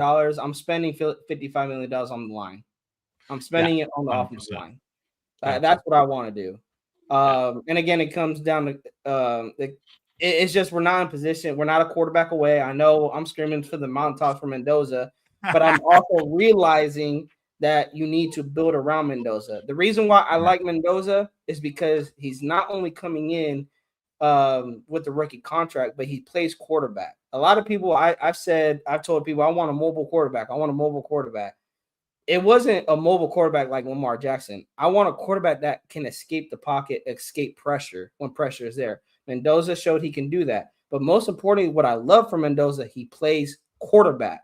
That's what people rave about Mahomes, is that Mahomes can escape. He could improvise, but what he is so dangerous, he plays quarterback. He sits in the pocket, surveys the field, and if it's not there, he basically takes what the defense is giving him. And that's what you can ask what Mendoza does. He takes what the defense gives him.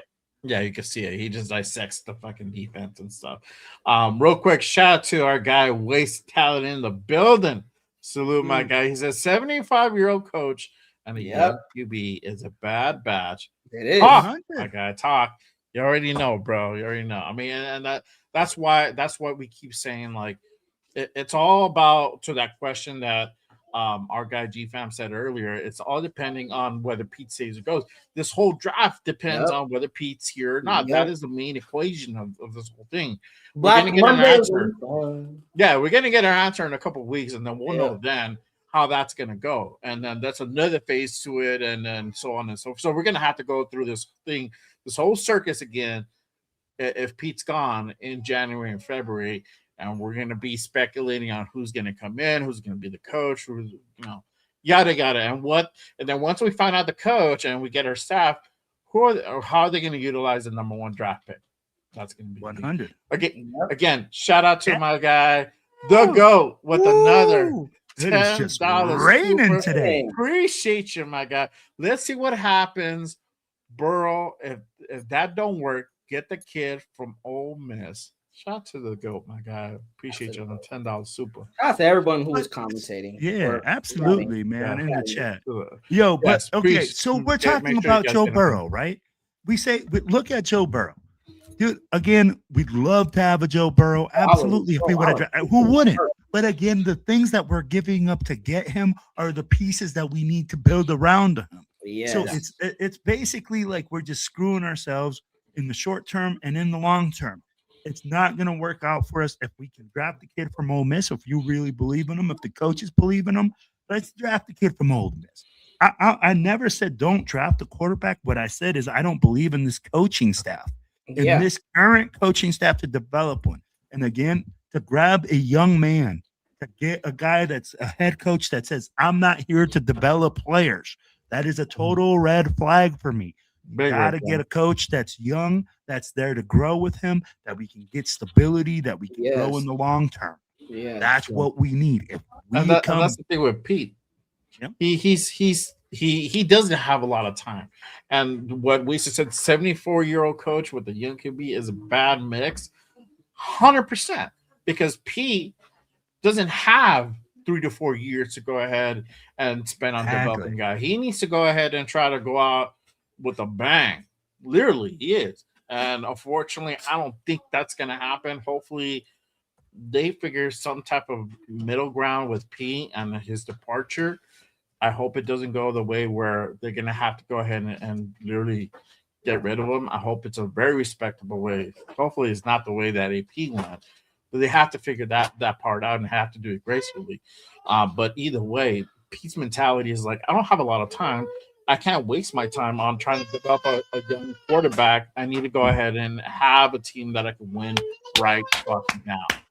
That's just the bottom line. That's just the bottom line. That's exactly 100% facts. Yeah. Hey, write that down. Hey, can somebody write that down? I need a time log or clip it. Send it to Henderson, bro. Send it to Henderson too. You can clip this portion of the show on YouTube and send it to Mark. Just send the link, bro, and then Spy Tech. There you go. My guy G5 says, great answer. Only disagree with trading Burrow. He would give up the house for Burrow. I understand that aspect because it's just Joe Burrow. It's just Joe Burrow, and he's so enticing that you want to be. We're not prepared for him. But here's what would happen if Joe Burrow gets traded. Here's what will happen. See, this is what will happen. This right here will continue to happen because the offensive line will still not be able to block. And Joe Burrow is just going to continuously get belt to ass every single week. I want to see Joe Burrow, bro, when he's running the same play 3 times in a row for -2 yards, like the Raiders did today. We ran the same play 3 times in a row to go 3 and out. You think Joe Burrow is going to be out there running the same play to go 3 and out? He's going to go out there to fucking take 6 sacks in a game? Yeah. He's complaining about Cincinnati. Yes. I mean, and that's why we talk about bringing in a rookie quarterback, because it allows you to be flexible with your cap. Yes. And you can put the cap more to like the offensive line, to maybe the defensive line also. It alleviates a lot of the pressure as well. I'm telling you, if you bring in Joe Burrow, people are expecting you to win immediately. Yeah. They're expecting you to be competitive. And we are in the AFC West. Bro, have you seen these hardest division in the league? Yeah, you said it. Hey, Denver has the #1 defense in the fucking league. Along with Joe Burrow wants to see those guys twice a week. Bro, he don't want to line up twice a year against the best defense in the league. After getting creamed 6 times. Bro, this is the thing. We are not ready for a player of that caliber. We keep continuously saying, guys, bro, who's going to block for them? Who's going to catch the ball? Jamar Chase is his #1 receiver. Who's his #2 receiver? Tyler Higgins. You got T. Higgins. Bro, and you're going to go to who? Tucker? And you know, it's great. T. Higgins could be probably #1 somewhere else. Yeah. Bro, you're going to go to Tucker and Jack Besh from Jamar Chase and T. Higgins. Oh, that's a real upgrade there. And I get, most people say, well, we got Brock Bowers. I get that, you guys, but he's a tight end at the end of the day. You need a wide receiver one. You need a wide receiver one. Exactly. It changed. Joe Burrow? That's the thing. It's because we haven't had one in such a long time that having a Brock with a wide receiver one just changes the game completely, bro. Completely. And then you have a line that actually protects, that open up lanes. It opens up the field. Yeah. Right now, what teams are doing, they're bracketing the tight end. You go high-low on the tight end, and you take him away, and then who do we got? No one else. That's why when Ashton Genty lines up on the outside, you see him continuously get open because there's bracket coverage away from him. If we bring in a legit #1 receiver that demands fucking respect, that people go like, "Oh, bro, you better freaking tighten up Where's that that butthole number? if you got one-on-one out there." Bro, Where's that number? Where's that number at? Where he at? what does Jamar Chase do? He allows T. Higgins to be T. Higgins. He allows Joe Burrow to be Joe Burrow by taking coverages and absolutely annihilating. Hey, I know we don't like Devontae, but look what Devontae's doing for Puka. No. He's opening things up for Puka. Well, he ain't doing nothing now. He can pull a hamstring out the side. Yeah. And it's crazy because it seemed like Puka got better when Devontae out. I know. Yeah. Shout out to Seventh Son. He says Burrow would restructure. Everyone does if they want to stick around. The amount doesn't matter that much. He would get creamed behind that line. Then again, so would Mendoza. You're not lying. You're facts, bro. Wrong. The thing 100%. Is with Mendoza, you got more flexibility. You got more ways to build that line than with the Joe Burrow. He hit a key word though. He said, if the player wants to be there. Joe Burrow did not say, "Oh, I want to go to Las Vegas." Mm-hmm. Joe Burrow ain't saying that. So tell me if we trade for him that he's going to say, "Hey, I'm going to restructure my contract so I can stay here longer." Because all of a sudden I gained my passion at the Bunny Ranch right next to Jimmy G. Hey, I'll tell you right now, Will, I'm not taking the restructure to take 7-8 sacks a game. Nah, you pay me every single dime if I'm getting beat to shreds. Oh yeah, every Sunday. Oh, my guarantee, yeah, for sure. 100%. Shout out to D Huff. He says, I think they get Pete to retire. I don't think Mark would have the heart to fire a guy who never got fired. Yeah, bro, but funnier shit has happened, bro, and then I don't think that's a deterrent. GFM has that's a good comment. And that's why I'm not so worried about this offensive line next year, as long as we get an offensive line coach. It all comes down to coaching. That's the thing. Yeah. It all comes down to coaching. Matters, bro. Like coaching 100% matters, because I think we can all agree the offensive line is terrible because of Brandon Carroll. It's not because of the player. Well, yeah, because of Forsythe's in there. But if we're talking about starters, Colton Miller, JPJ, Meredith, Parham, Glaze. Like someone said, I think Graf said it. You cannot tell me they all regressed in one season. Like this bad. This terrible. Yeah. And Brennan Carroll is not at fault. And to say that Brennan is not at fault for it, as you know what Pete does, that Brennan's not at fault for it. You cannot say that this offensive line regressed that bad and it's not your son's fault. That's the problem. Okay. Yeah. Pete Carroll don't got the cojones to sleep on the couch at his own casa because his wife's gonna beat him down. And that's gonna be a true belt to ass. Bro, that's a true belt. Hey, he's not willing to tell belt to ass and saying, "I fired our son." Bro, and that's his biggest downfall. His biggest downfall is bringing his sons in and putting them in key positions. He thought he could hide them being an offensive line coach and an assistant quarterbacks coach. Your fucking offensive line is one of your most key positions. Everybody looks at all the freaking ornaments, right? Bro, the offensive line is the fucking engine of your fucking offense. Yeah. Those are the guys that make everything go. You can have a shitty ass quarterback. If you have a good offensive line, you can run the ball. And that remedies. He also handles the run game too, bro. Look what Jimmy G did. Exactly. The two biggest things that we struggle. Run game coordinator and offensive line coach, and who's in charge? What's crazy is you got Brandon as run game coordinator, offensive line coach, both worst in the league, and then you got Nate Carroll, the quarterbacks coach, with the quarterback leading the league in interceptions. It's crazy. It's crazy to me. Yeah, it's crazy. So, you got both your sons just. Terrible. I know. Shout out to Devin's son. He said Carroll was a fallback position from the field pursuit of Ben Johnson, backs, and others. I think they would try to replace him if they can. Yes. I think they're already trying. Oh, 100%. I think the writing is probably on the wall. If we're not calling people, hey, if we pull a Tom Telesco bullshit where we didn't make a phone call, bro, Spy Tech, you gotta fucking go. Like I'd be firing everybody. I'll be like, I hope Mark Davis goes in there and fires himself.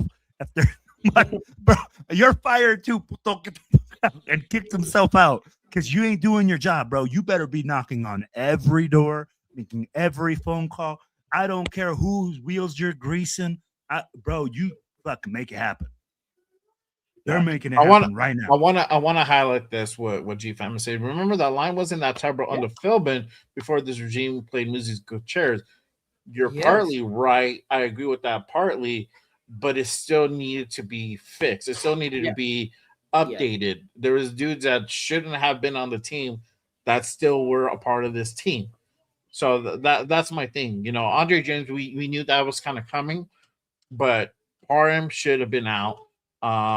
I definitely do not agree Meredith should have been center. And we should have, you could have brought in a different guard. Like I said, Mekhi Becton was out there. We could have fucking got a fucking piece right there. And we would have been half, at least not even half as bad as we are now with this offensive line if we had at least Becton on there, bro. So that makes a big difference. It's just the perception that Spytek and Pete have for this offensive line, just based on the limited body of work for the last 4 or 5 games of that improvement once Getsy left, was just a facade. A lot of it was a scheme that their offensive line was running that just was they weren't getting it, and they were trying to do it again early on the season, and the same shit happened. They just stuck through it the rest of the season. And that's what we're seeing right now. Again, we don't like Will's point. We don't know who the fuck shows up every game. Every game's a different fucking team, and that goes to show the coaching, the perception. Like a lot of the talent is not there. You can't tell me Forsythe is fucking good. You can't tell me Dylan Parham is fucking good, bro. I don't give a fuck. Don't lie to me like that, Jay. Are you cheating on me? No, I'm just Forsything you. To be honest, I thought Parham could be our center, but not like a center for long term, just a center until we find a JPJ caliber type center. But now that we have JPJ in the building, bye Parham. I wouldn't even want maybe a depth piece. Maybe bring him back as a depth. I mean. So I'm gonna say this. I'll let him hit free agency. Let him go find a new home, bro. He's just that bad, bro. Honestly, I would. A lot of times they flip back the highlight reel and that replay. I'm gonna say this. I'm like, fuck, bro. I'm gonna back up the train a little bit. I'm gonna say this much. This is all due to one motherfucker, and you guys have already said it. Brennan Carroll. This awful. I don't care who we got, bro. We could have Trent Williams out there right now, and Trent Williams wouldn't be able to block anyone because Brennan Carroll can't coach it. Plain and simple, bro. Like when you got bad coaching, this is the product that you get. Shitty product. This is a product of their environment. Good players. Good coaches. Mike Vrabel shows up in New England. All of a sudden, they start winning. They get good. Liam Combs shows up to the Jags. They are winning. They are good. Freaking the guy in Chicago shows up to Chicago that we missed out on. Fuck it. They're good. We have shitty coaches that made shitty decisions that are not using our players they're not developing them. Plain and simple. Yep. Yeah. Hold them accountable. We fucked up in their coaching decision. I'm sorry to say it, guys. We made the wrong move. I thought Pete Carroll was the right guy, but that guy fucking. I think a lot of facts, bro. Same. Yeah, for sure. Shout out to D Hoff. He says 30 mil in the O line, a big name wide receiver, a big name defensive end to pair with Crosby, and the rest linebacker depth and a D-back depth to go along with the draft. That is a tall order, my friend.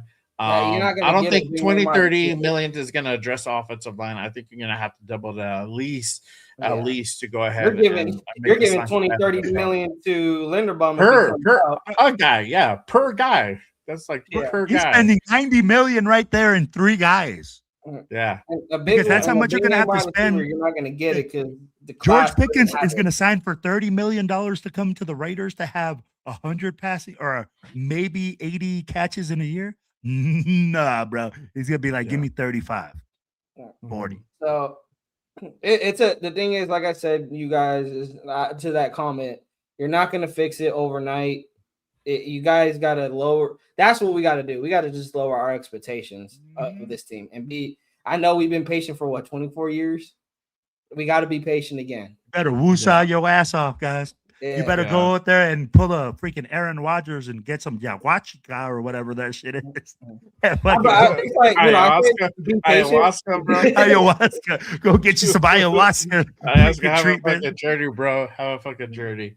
I'll leave it with this. It's like I say be patient, but it's because I look back at the moves we made during this 24-year losing or not making it to the playoffs and getting a playoff win. Is we've always put band-aids on shit. Whether that was quarterback, whether that was offensive line, whether it's defensive line, wide receiver, what position it was, we always put a band-aid at it. Quarterback isn't the only band-aid we had. Hell, you can even put at head coaching too. Bring in John Gruden in and, bring in Chip Kelly in as offensive coordinator, trying to just bring names in instead of actually trying to scout and bring talent to the team. You're just trying to bring names, hopefully. That's why it looks to me like they just care about money because they bring names here, hopefully to get the fans in the building, fans sell the tickets, but they don't care about the results. And it's like, nah, I don't want to come here for the name. I want to come here for wins. That's it. But you got to lower our expectations going into the offseason. They're not going to fix it overnight. What I am hoping for you guys, and I think we can all agree, is just improvement for the following season. Just improvement. Yeah, exactly. For sure. I think you ended it off in a great note. We've been on for 3 hours. I think it was a good therapy session. Great therapy session. There's a lot to talk about. There was a lot to talk about today, and I'm glad we got together. That's facts, bro. Number 1 pick. Here we are. We earned it. Yes, we earned it. Make sure you guys hit that like and subscribe button on this channel. And all the rest of the channels, make sure you guys go ahead and subscribe to them. My guy, Raider Primo's to my left.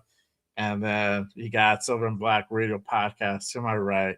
Make sure you guys hit that subscribe button. Let them know what you guys have coming up. Any upcoming shows or where, anywhere else they can go ahead and find you at. I'll go ahead and kick it off to Primo's first and foremost. Let them know where they can get it. What's going on, nation? You guys can find me at Raiders Primos on X, on Instagram, on YouTube. Just search Raiders Primos, and it will be a helmet with a Puerto Rican flag. That will be me. We got a show tomorrow. Going to recap today's game. We're going to be basically talking about what's in store for our future Raiders, and this is basically what's in store.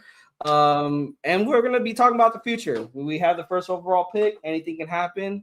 We have for right now, and we're going to basically preview the offseason. Basically, I'm already going to skip the Chiefs game. I'm onto the offseason, you guys.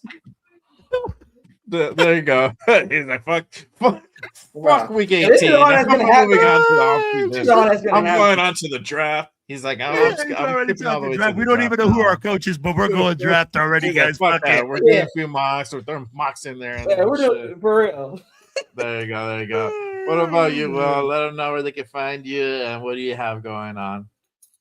What up, baby? It's your boy Raider Will with the Silver and Black Radio Podcast and the most notorious crew. Y'all already know, man. You got me on YouTube, TikTok, Instagram, Facebook, Silver and Black Radio Podcast. And on Tuesday, we will be talking about how much we suck again on Tuesday on the most notorious podcast and letting you guys know where all the parties are at. Then on Friday, I probably will be doing some sort of show with Jeff talking about, again, how much we suck and that we will lose to the Chiefs. So, again, guys, if you want to hear about how the Raiders will be taking belt to ass this next game, stay tuned. There you go. There you go. Belt to ass. We're just going to make a show called Belt to Ass, bro. BTA. That's the new show. The BTA show, bro. Should just dub it the BTA show. Shit, man. That's fucking hilarious. For me, y'all already know I got shows going on usually every week. I don't think we had a 3-hour show. I don't know if I'm gonna do a whole 3 hours. I don't know if I'm gonna do a show tomorrow. Yeah, no, I'm not. But I probably won't do a Raiders Unfiltered tomorrow. But I am actually. I'm probably gonna work on doing a New Year's Eve show with my guy Raider Jeff, and we'll have some people on. If y'all want to come through, let me know. Let's come through and call it BTA. New Year's Eve BTA. New Year's Eve BTA. We did one last year. Like a little year in review. I'll probably do it again. Bring in the new year that way. So make sure you guys go ahead and stay tuned for that. We have the Good Morning Raiders 1 year anniversary show this Saturday also coming up. We are going to do a show. So make sure you guys go ahead and pull up for that. I got some special guests lined up. We're going to go ahead and celebrate that 1 year on a high note. And that'll be literally the last game of the year as well. So, we're going to try to end everything on a good note. So make sure you guys go ahead and stay tuned to that. Your review of BTA. Your review of BTA. How we just went from shit I got the Raiders right here. Piece of trash. BTA. Hey, what? Don't you be doing that to Gino? Why are you giving Gino that BTA? He doesn't come like this, bro. Hey, bro, blocked. what the heck? I'm already blocked. I'm already blocked. You'll be blocked by the end of the night. Yeah. Oh man, but that's gonna be our time for today. I appreciate everyone who pulled up and rocked with us on this post-game show. Everybody who was in the chat, everybody who commented, all the supers. Appreciate you guys. Nothing but love. I'm gonna go ahead and play the new intro. If you guys missed it, I'm gonna play the new intro on the way out. Make sure you guys go ahead and let me know your thoughts in the chat, in the comments. If you guys go ahead and hit the rewind, you guys catch the replay of this. Let me know what you guys think about the new intro. Here's But the other than that, that's it. Okay, fucking. Okay, Jay-Z, calm down, bro.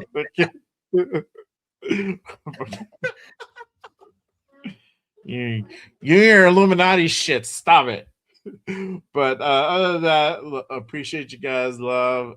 We'll see you guys next time on next week for the final post-game reaction show of the season. We can finally put a wrap to this final BTA. Let's go. Final BTA, a final BTA show. I'm so ready. We'll go ahead and hang it up, and we'll go on to other stuff. But make sure you guys go ahead and pull up for that one. But that is it for us today. Appreciate you guys. Go ahead and let me know on that intro on the way. Till next time, nation. Yes, sir. Yes, sir. BTA. BTA. Hey. The new BTA show, baby. Stay tuned. It's coming out. Your review, belt to ass. Billy, your review, belt to ass. Fuck. All right, y'all. Peace. Come on.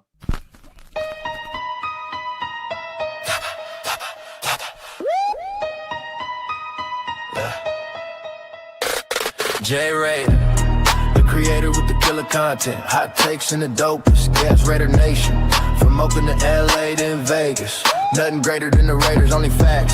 Just Raiders, just Raiders, just Raiders. Stand up, just Raiders, just Raiders, just Raiders. Welcome to the channel. It's called Just Raiders, baby. If you ain't subscribed, then you gotta try. Just Raiders, baby, nothing but love for the Raiders. Been an OG before 93. Shout out to the nation, they always crazy. So nation, ride with me, taking over my style. It's amazing, making hits like Max on the blitz. The silver and black on the attack. They on the map if you a fan and you with that. J Raider, the creator with the killer content, hot takes and the dopest. Gas Raider Nation, from Oakland to LA to Vegas. Nothing greater than the Raiders, only facts. Just Raiders, just Raiders, just Raiders, just Raiders, just Raiders, J Raiders, just Raiders, just Raiders, just Raiders, just Raiders, just Raiders. Putting on shows like Brock on the go. We just like J Raider, the innovator, making shows like Good Morning Raiders, the originator. Raiders Unfiltered, raw, never censored. The post-game reaction, nothing but action. Just Raiders, baby. Just Raiders. Just Raiders, baby. J Raider, the creator with the killer content. Hot takes and the dopest, yes. Raider Nation, the only nation. There ain't no question. Just win, baby. Win, baby. Just win.